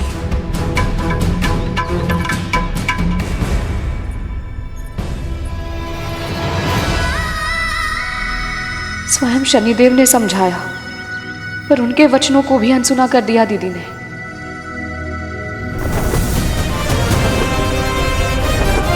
गरुड़, अब कहीं और मत भटका देना हमें। सीधा चलना और कहीं पर भी मत रुकना। हाँ, सीधा सूर्य लोग पहुंचकर ही सांस लेना, समझे या नहीं?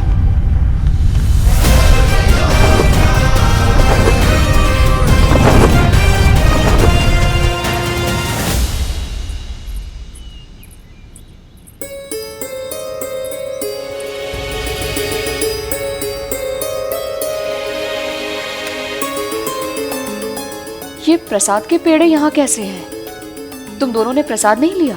हम सब तो प्रसाद ले चुके। ये महारानी कद्रू और उनके पुत्रों का है। दीदी से इतनी बड़ी चूक कैसे हो गई? पूजा के बाद प्रसाद ग्रहण ना करने से देवताओं का अपमान होता है, पर शनिदेव ने उन्हें चेतावनी दी थी।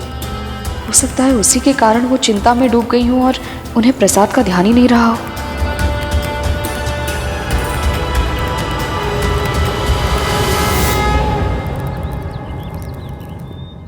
हे शनिदेव, दीदी और उनके पुत्रों से अनजाने में ये भूल हुई है,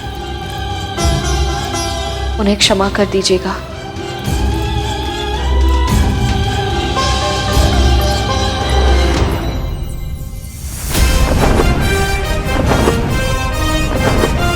बेकार ही इतना भय लग रहा था हमें। पहले पता होता कि शनि महाराज अपनी स्तुति सुन के इतना प्रसन्न हो जाएंगे, तब तो मैं आते ही उनके सामने उनकी प्रसन्नता के पुल बांध देता है।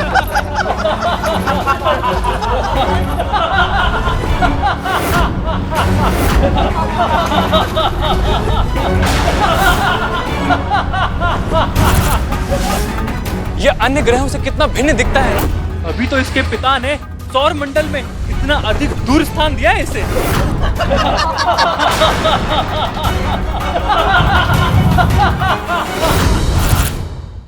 ना रंग है ना रूप है, कितना कुरूप है।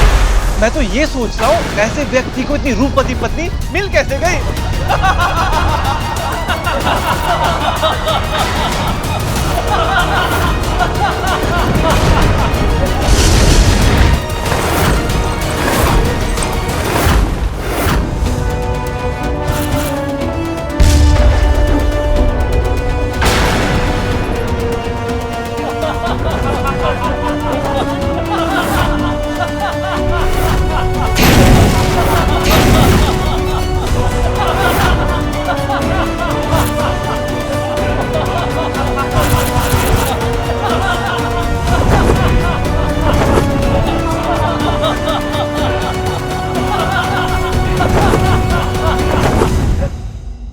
इतनी बड़ी धृष्टता। मैंने तुम सब नागों को क्षमा किया, यहाँ से सुरक्षित जाने का अवसर प्रदान किया, परंतु तुम सब नाग मेरी दया के योग्य नहीं, और अब तुम्हारी मां को कष्ट सहना होगा और तुम्हें भोगना होगा मेरा दंड, और तुम्हें भोगना होगा मेरा दंड।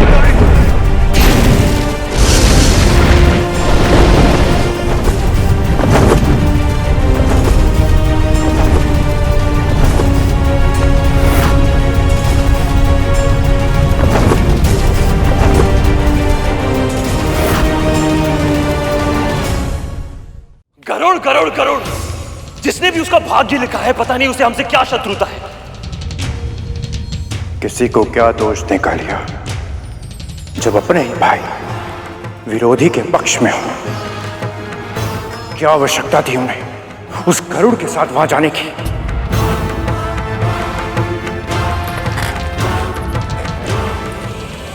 अपने भाइयों को तो तुम नियंत्रण में कर लोगे, किंतु उस गरुड़ का क्या। अब तो विंता भी जानती कि मैंने उसे सूर्यलोक क्यों भेजा था। उसे मेरी चाल समझ आ चुकी है। अब वो पहले से अधिक सावधान रहेगी और उस गरुड़ को सतर्क कर देगी।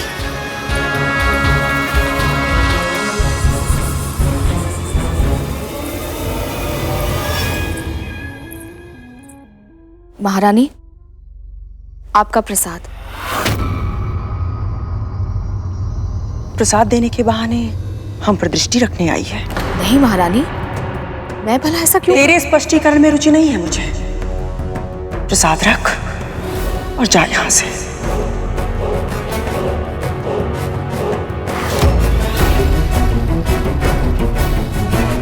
जी।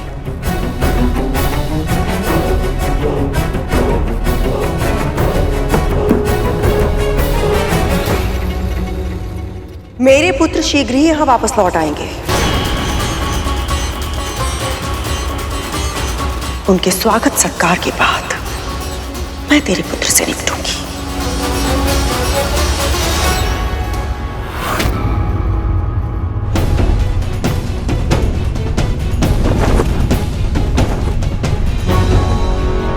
अरे गरुड़, तुम पृथ्वी की ओर क्यों जा रहे हो? हमें तो सूर्यलोक जाना था ना गरुड़।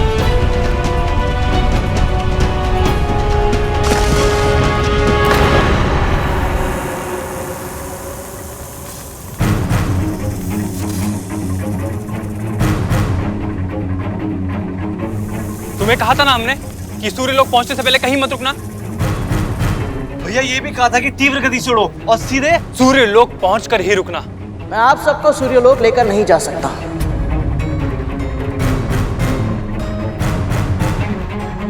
हमारे आदेश का उल्लंघन कर रहे हो गरुड़। तुम हमारे दास हो और जो हम चाहेंगे वही तुम्हें करना होगा, नहीं तो फिर हम तुम्हें दंड देंगे। दीजिए दंड, जो दंड देना है दीजिए, परंतु मैं आप सबको सूर्यलोक लेकर नहीं जाऊंगा। आपको आभास तक नहीं है कि बड़ों के साथ कैसे व्यवहार किया जाता है। मैंने सुना था कैसे कैसे दुर्वचन कह रहे थे आप शनिदेव के बारे में,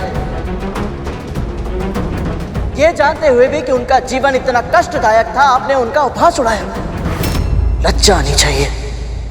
उनके सैनिकों पर आक्रमण किया, उन्हें चोटिल किया, फिर भी शनिदेव ने आप सबको स्वस्थ कर वहां से सुरक्षित जाने दिया। और आप सबने क्या किया? उनकी दया को दुर्बलता समझा। बहुत बड़ी भूल की आप सबने। केवल और केवल हमारी माओ की पूजा और प्रार्थना का परिणाम है कि शनिदेव की वक्र दृष्टि से बच पाए हम। परंतु अब बस, आप सभी को सुरक्षित घर पहुंचाना मेरा दायित्व है और मैं आप सभी के प्राणों को और अधिक संकट में नहीं डाल सकता। क्या पता शनिदेव की तरह आप सबने सूर्यदेव का भी अपमान किया तो? उसने साहस भी कैसे किया मेरे पुत्र को अपने साथ ले जाने का, वो भी मेरी आज्ञा के बिना।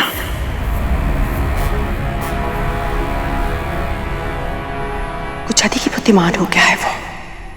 कल रात आया था मेरे पास तेरी मुक्ति की विनती करने,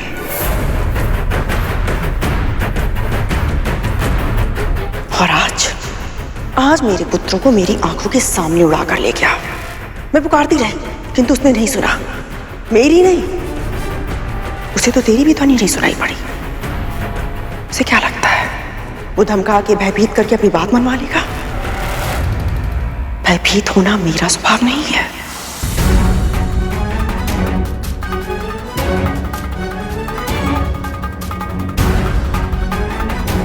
ऐसा नहीं है महारानी, मेरा गरुड़ ऐसा करना तो दूर, ऐसा सोच भी नहीं सकता है।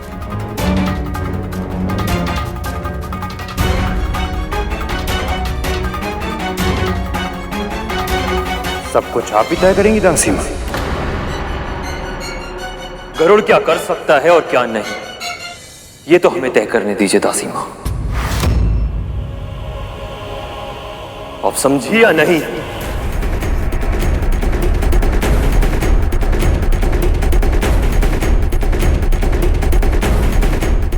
कद्रू नाम है मेरा, नाग माता कद्रू।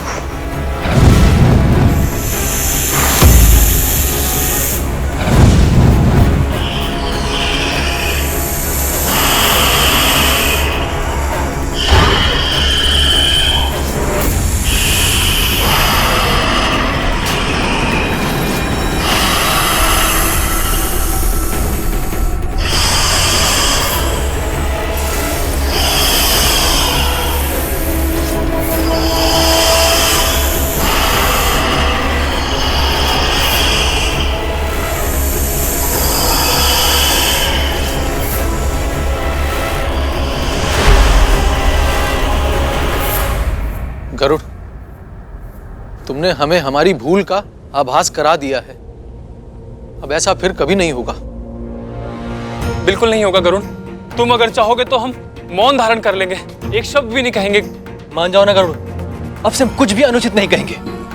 हाँ, बल्कि हम मानव रूप धारण ही नहीं करेंगे। नाग रूप में हम तुम्हारे पक्ष में कहीं छुप कर बैठ जाएंगे ताकि हमारे अस्तित्व का पता ही ना चले। हमें बस दूर से देखने का आनंद लेने दो ना गरुड़। और धूमल भैया कह चुके हैं ना, हम मौन धारण कर लेंगे। इतने शांत कि तुम्हें पता ही नहीं चलेगा हम तुम्हारे साथ हैं। आप सब नहीं समझ रहे हैं, सूर्यलोक में पता नहीं माँ फिर हमें भ्रमण पे जाने की अनुमति देंगी भी या नहीं। तुम हमारे लिए इतना नहीं करोगे मेरे भाई?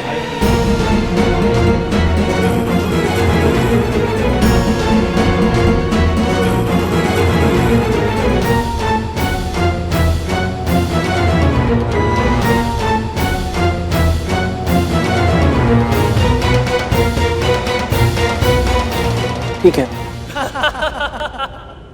परंतु आप सबको एक वचन देना होगा। आप सब ऐसा कोई कार्य नहीं करेंगे, ऐसा कुछ नहीं कहेंगे जिससे हम पर संकट आए। हम वचन देते हैं। ठीक है।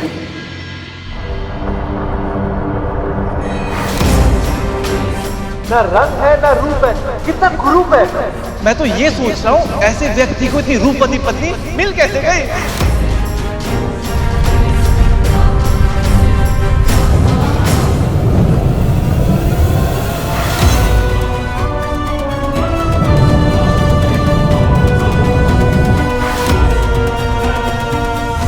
मेरी वक्र दृष्टि के कारण तुम नाग सूर्य लोक तक कभी नहीं पहुंच पाओगे और ये बात गरुड़ को ज्ञात भी नहीं होगी।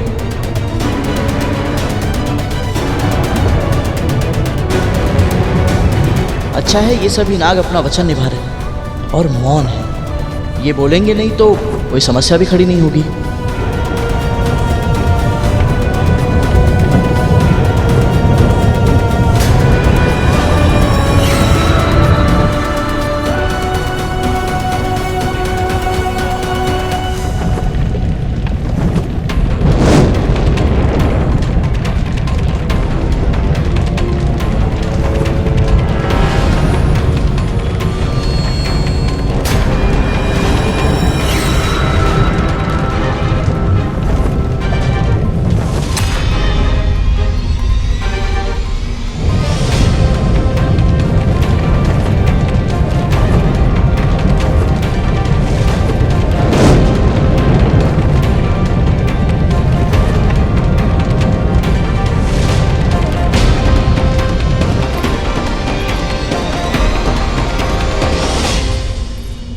स्वामी, गरुड़ को आपने वरदान दिया था, इसलिए आपकी वक्र दृष्टि का उस पर कोई प्रभाव नहीं पड़ा, बल्कि उसे ये तक आभास नहीं हुआ कि उसके भाइयों की इतनी अधिक दुर्गति हुई है।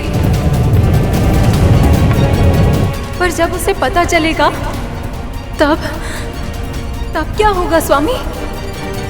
क्या कद्रू अपने पुत्रों को अर्धमृत अवस्था में देखकर गरुड़ के प्रति अपने क्रोध को नियंत्रित कर पाएगी?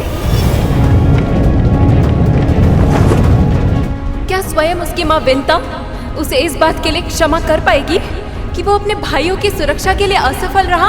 और गरुड़, वो तो इतना संवेदनशील है कि उसने वरदान में भी अपने लिए कुछ नहीं मांगा, केवल अपने भाइयों के लिए सुरक्षित वापसी की इच्छा प्रकट की थी। ऐसे में स्वामी, क्या वो स्वयं को क्षमा कर पाएगा?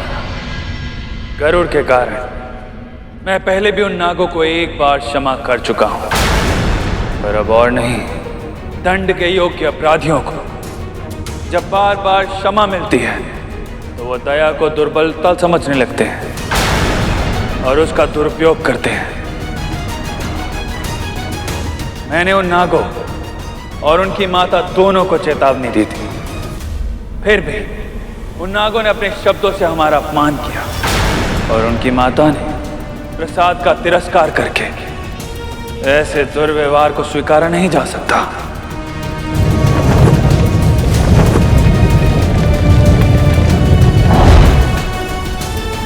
रहा प्रश्न गरुड़ का, इस घटना से उसे भी एक महत्वपूर्ण सीख मिलेगी। उसे सीखना होगा कि कौन दंड के योग्य है और कौन दया के, क्योंकि भविष्य में उसे भी बार बार ऐसे निर्णय लेने होंगे।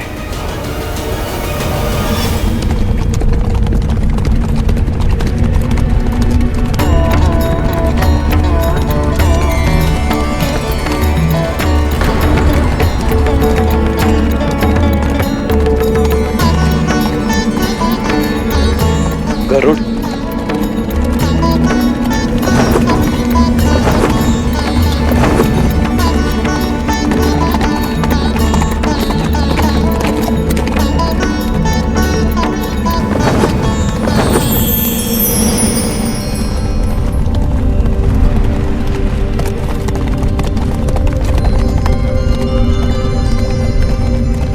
अरुण, कुछ क्षण के लिए तुम अदृश्य होकर रथ चला।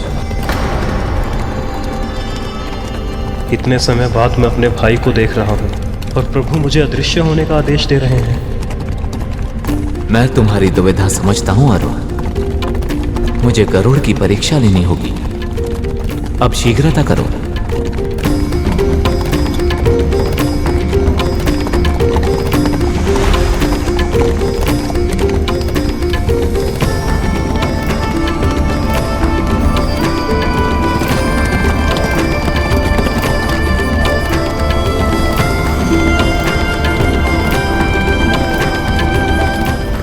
सूर्यदेव।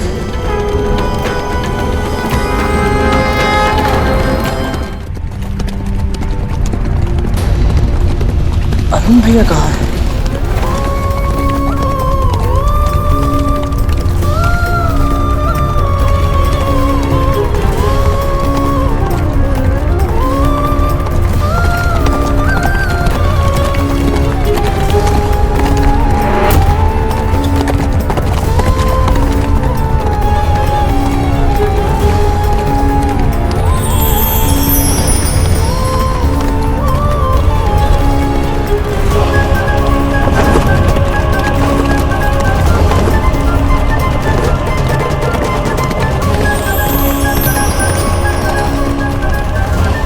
प्रणाम सूर्यदेव।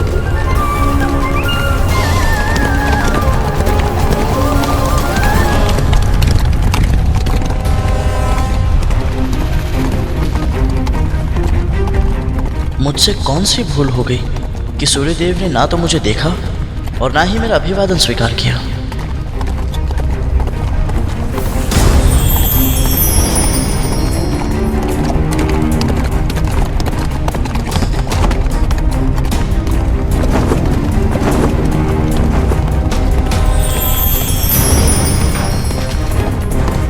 गरुड़ का प्रणाम स्वीकार कीजिए सूर्यदेव।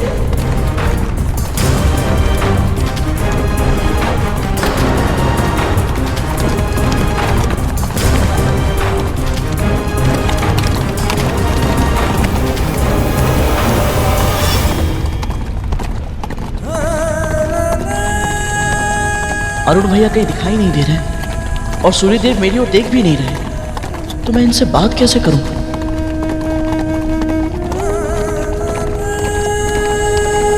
यदि गरुड़ को मुझसे कोई चर्चा करनी है तो उसे स्वयं ही कोई मार्ग निकालना होगा।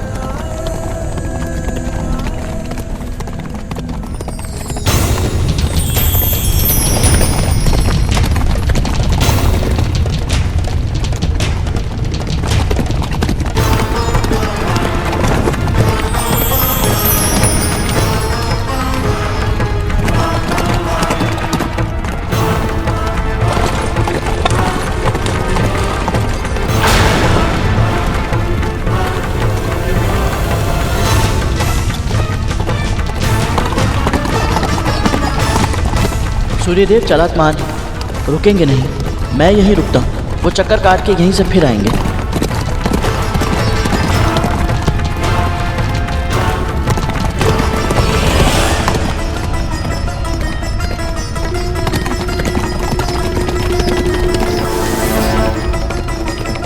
ओम आदित्याय नमः। ओम आदित्याय नमः। ओम आदित्याय नमः। ओम आदित्याय नमः। ओम आदित्याय नमः। ओम आदित्याय नमः। ओम आदित्याय नमः। ओम आदित्याय नमः। ओम आदित्याय नमः। पक्षीराज, तुम्हारी आतुरता देखकर लग रहा है कि कोई विशेष कार्य से मेरे पास आए। हाँ सूर्यदेव, आपसे कहाँ कुछ छुपाता है। वो मेरी बड़ी माँ की इच्छा थी। तुम तो मेरे रथ से भी तीव्र गति से भाग रहे हो गरुड़। मेरे एक मंत्र का उच्चारण किया और अपनी इच्छा प्रकट कर बैठे। यदि मुझसे कुछ मांगने का अधिकार चाहते हो तो मेरी बात भी तो सुननी होगी ना। क्षमा करें देव, आतुर हूँ इसलिए भूल कर गया। अपना दाहिना हाथ आगे बढ़ाओ गरुड़।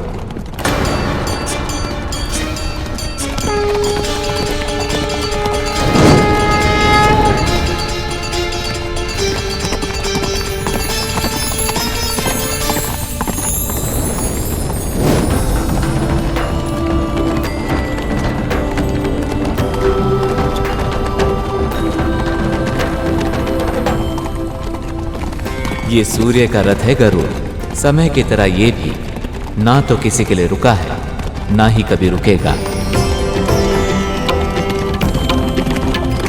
यदि मुझसे चर्चा करनी है तो ये दिया हाथ में लेकर तुम्हें उल्टा दौड़ना होगा।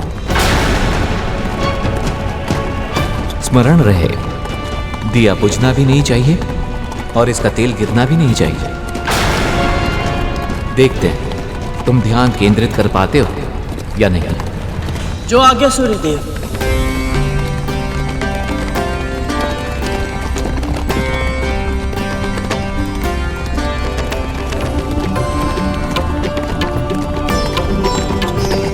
अरुण, अब कुछ क्षण के लिए प्रकट हो जाओ, फिर शीघ्र ही अदृश्य हो जाना।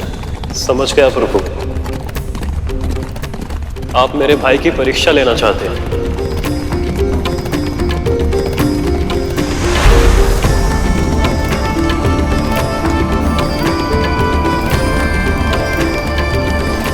मुझे ऐसे घूर क्यों रहे हो पक्षीराज?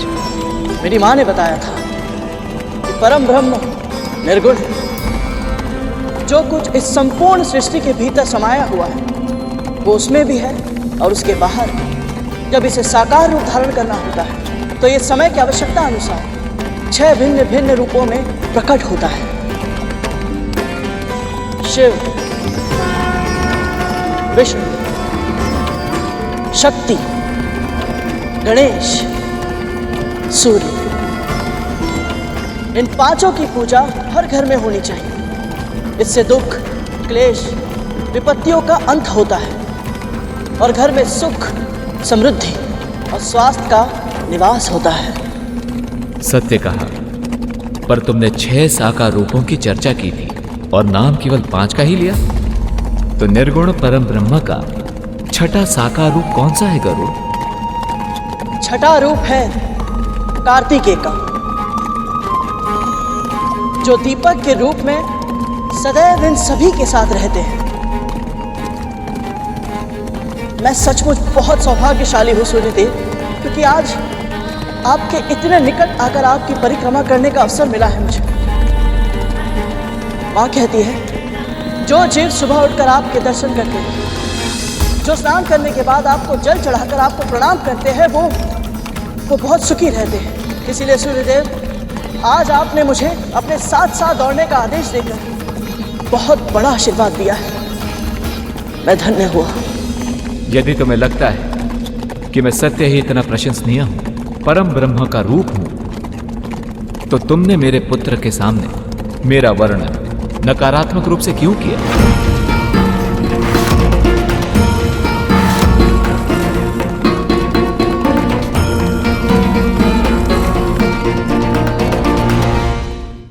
मैं सचमुच बहुत सौभाग्यशाली हूँ सूर्यदेव, क्योंकि आज आपके इतने निकट आकर आपकी परिक्रमा करने का अवसर मिला है मुझे। माँ कहती है जो जीव सुबह उठकर आपके दर्शन करते हैं, जो स्नान करने के बाद आपको जल चढ़ाकर आपको प्रणाम करते हैं, वो बहुत सुखी रहते हैं। उसे कोई भी रोग कभी नहीं छू सकता। उसके तन में ऊर्जा का वास होता है और विचारों में सकारात्मकता का। इसीलिए सूर्यदेव, आज आपने मुझे अपने साथ साथ दौड़ने का आदेश देकर बहुत बड़ा आशीर्वाद दिया है। मैं धन्य हुआ। यदि तुम्हें लगता है कि मैं सत्य ही इतना प्रशंसनीय हूं, परम ब्रह्म का रूप हूं, तो तुमने मेरे पुत्र के सामने मेरा वर्णन नकारात्मक रूप से क्यों किया?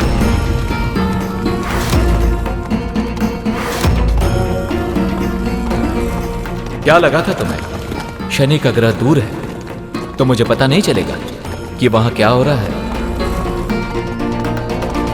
और कौन किसके बारे में क्या कह रहा है? परंतु सूर्यदेव, मैंने तो वही कहा था जो मुझे अपनी माँ से पता चला था। और वो सत्य भी था। जो कुछ मैंने कहा और किया वो सब। पर तुम्हें क्या लगता है मेरे भीतर के परम ब्रह्म ने अपने ही पुत्र के साथ ऐसा दुर्व्यवहार क्यों किया था?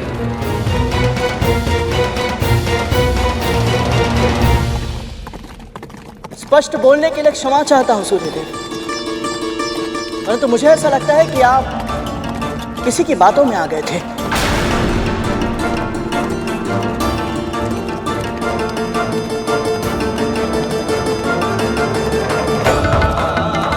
कौन है वो जिसने तुम्हारे अनुसार मुझे उकसाया था? किसकी चर्चा कर रहे हो तुम? महादेव शिव की, शिव की।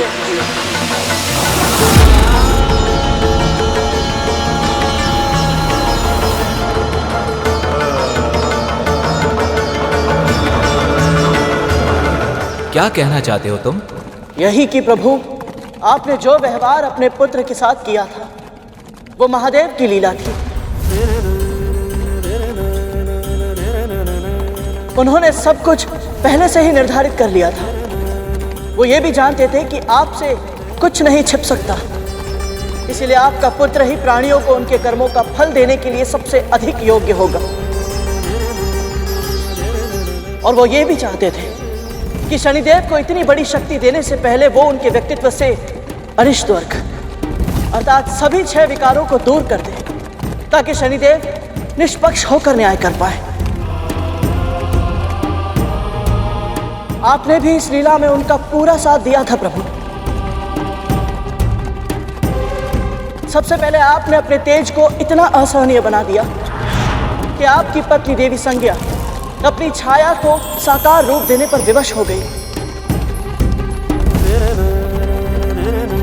आप दोनों जानते थे कि छाया में अहंकार नहीं होता, वो सदैव साथ चलती है। बस फिर हुआ वही जो आप चाहते थे। देवी छाया ने अपने गुण अपने पुत्र को भी दिए, इसीलिए शनिदेव में शक्ति तो बहुत है, परंतु अहंकार तनिक भी नहीं। पहला लक्ष्य प्राप्त करने के बाद आपने देवी छाया और उनके पुत्र शनिदेव का तिरस्कार किया। उन्हें कम आयु में ही इतना अधिक क्रोध दिलाया कि उनके भीतर का ज्वालामुखी फट पड़ा। तब उन्हें आभास हुआ कि क्रोध से केवल विनाश ही होता है। फिर उन्होंने कठिन तपस्या की और अपना सारा क्रोध त्याग दिया। और शिवजी ने यह भी निश्चित किया कि शनिदेव को छाया मां से वो उपयुक्त संस्कार मिले जिसे वे दंडाधिकारी बनने के योग्य बन सके।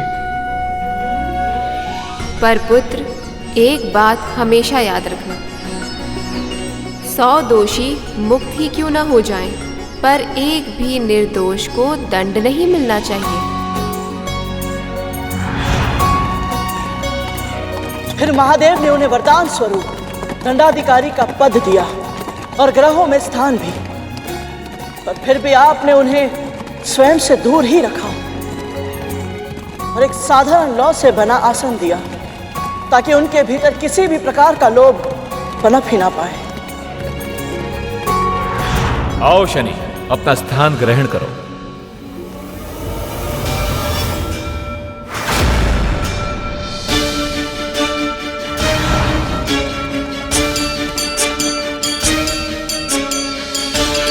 परंतु अब भी एक कार्य शेष था। जब शनिदेव का विवाह देवी दामिनी के साथ हुआ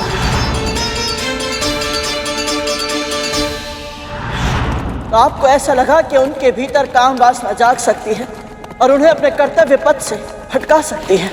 इसीलिए आपने अचानक उस समय ऋतु परिवर्तन कर दिया जब शनिदेव महादेव शिव की तपस्या में लीन थे, ताकि देवी दामिनी स्वयं को रोक ना पाए और कामना के वश में आकर उनके पास चली जाए। फिर हुआ वही जो आपने और नियति ने उनके भाग्य में लिखा था। मैं पतिव्रता कामिनी अपने सतीत्व के सभी पुण्यों को साक्षी मानकर आपको श्राप देती हूँ कि आज के बाद आपकी दृष्टि जिस पर भी पड़े उसका सर्वनाश हो जाएगा।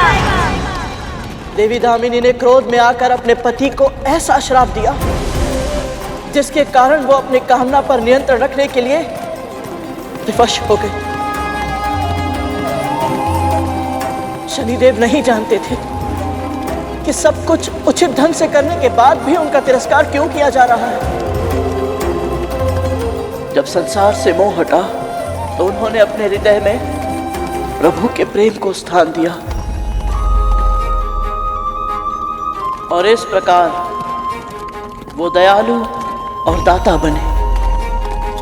तुम्हें यह सब कैसे पता चला? अपने जन्म के बाद से मैंने केवल अपनी माँ को अपने पास पाया है। पिताजी सदैव से ही मुझसे दूर रहे हैं, पर एक बार भेंट हुई थी उनसे। उन कुछ ही पलों में मुझे ये पता चल गया कि भले ही पिता माँ की तरह प्रेम नहीं दर्शाते, परंतु वो अपने पुत्र को हानि नहीं पहुंचा सकते। नारियल के फल की तरह होता है उनका स्वभाव, बाहर से कठोर परंतु भीतर से नर्म, जल की तरह जीवनदायक, त्याग की मूर्ति होते हैं पिता। तभी तो अपनी संतानों का व्यक्तित्व निखारने के लिए, उनके भले के लिए वो स्वयं भी बुरा बनने से नहीं झिझकते।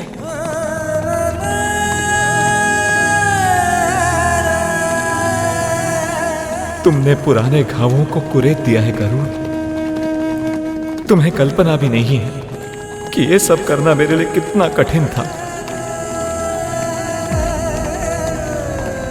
तुम तो उससे मिलकर आए हो गरुड़। बताओ, कैसा है मेरा पुत्र, कैसा है मेरा शनि? जैसा आपने और महादेव शिव ने सोचा था, बिल्कुल वैसे ही है शनिदेव। महाबलशाली पर सौम्य, उग्र पर परोपकारी, शक्ति संपन्न फिर भी विनीत। सत्य तो ये है सूर्यदेव, उनसे मिलने के पश्चात मुझे आभास हुआ कि वो आपसे बहुत स्नेह करते हैं, बहुत सम्मान करते हैं आपका। एक पुत्र अपनी माँ के साथ किसी भी विषय पर खुलकर बात कर सकता है, परंतु उसकी आंखों में केवल एक ही स्वप्न होता है, अपने पिता का गौरव बनना।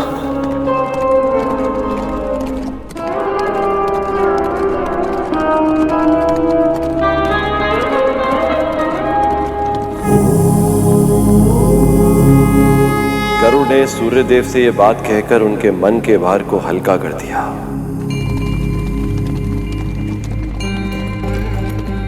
भविष्य में जब जब पिता पुत्र के संबंध जटिल होंगे तो यह प्रसंग सुनकर मतभेद मिटाए जाएंगे। जिस बुद्धि कौशल के साथ गरुड़ ने इस रहस्य को समझा है, उसे जानने के बाद मुझे पूरा विश्वास है कि गरुड़ अपने जीवन के लक्ष्य तक अवश्य पहुंचेगा। समस्त संसार में सबसे बड़ा मातृ और पितृ भक्त कहलाएगा।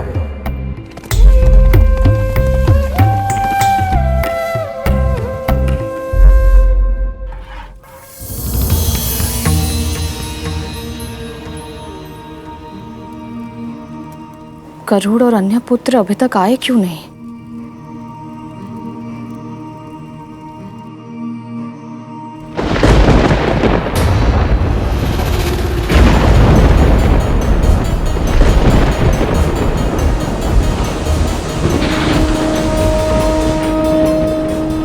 अचानक वातावरण क्यों बदल गया?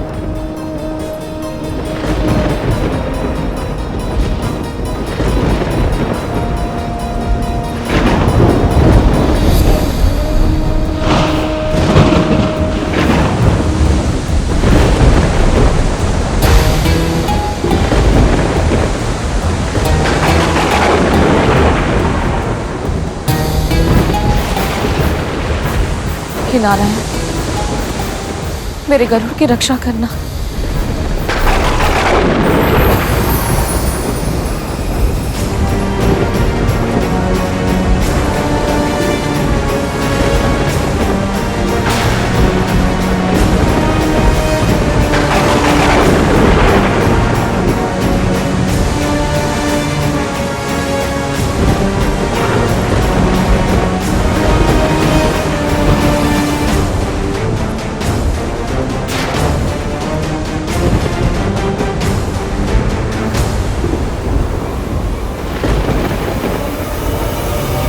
ये दूध तो फट गया।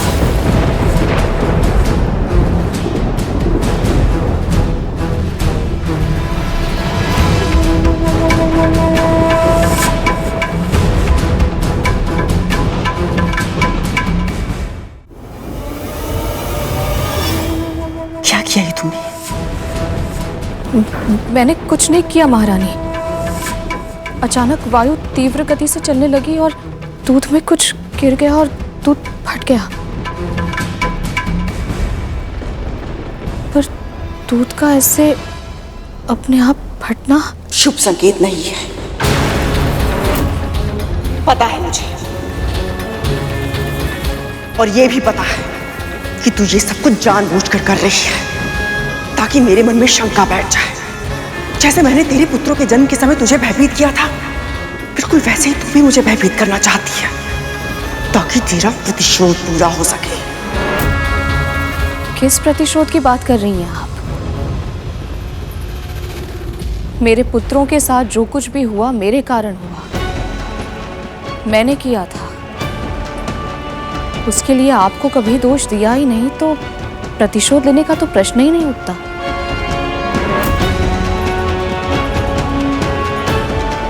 मैं भी एक मां हूं विंता, और अच्छे से जानती हूं एक मां अपने 100 कष्ट भूल सकती है, किंतु अपनी संतान का छोटे से छोटा कष्ट भी उसे सदैव स्मरण रहता है।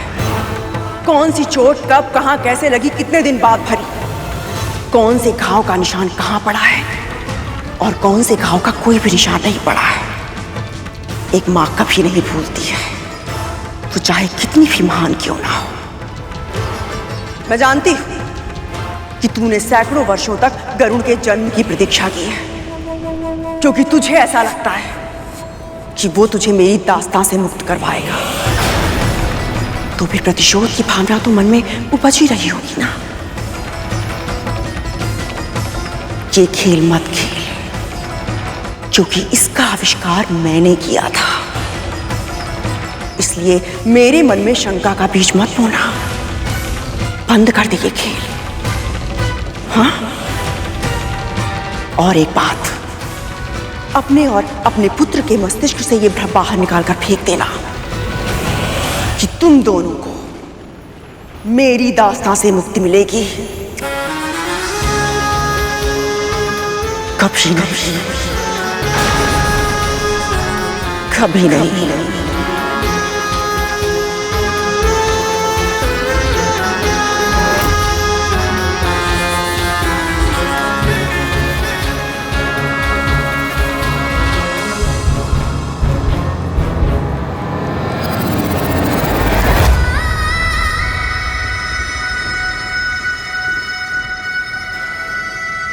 गरुड़?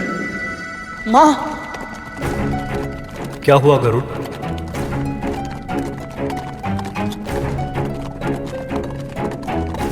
पता नहीं भैया, बस ऐसा लगा जैसे माँ पीड़ा में है। हो सकता है लौटने में मुझे बहुत देर हो गई है, इसलिए माँ मेरा स्मरण कर रही है। गरुड़,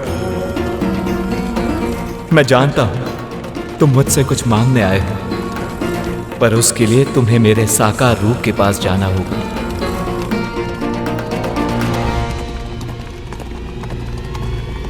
साकार रूप प्रभु?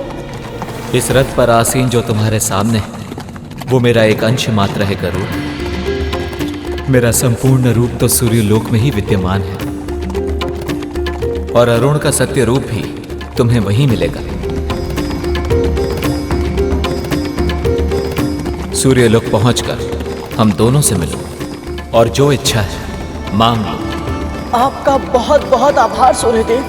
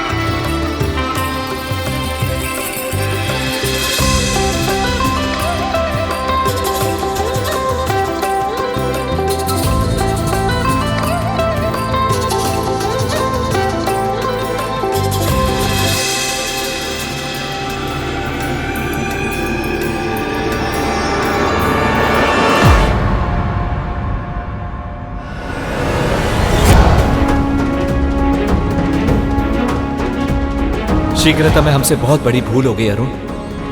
हम गरुड़ को बाल खिल्लिया ऋषियों के बारे में सतर्क करना तो भूल ही गए।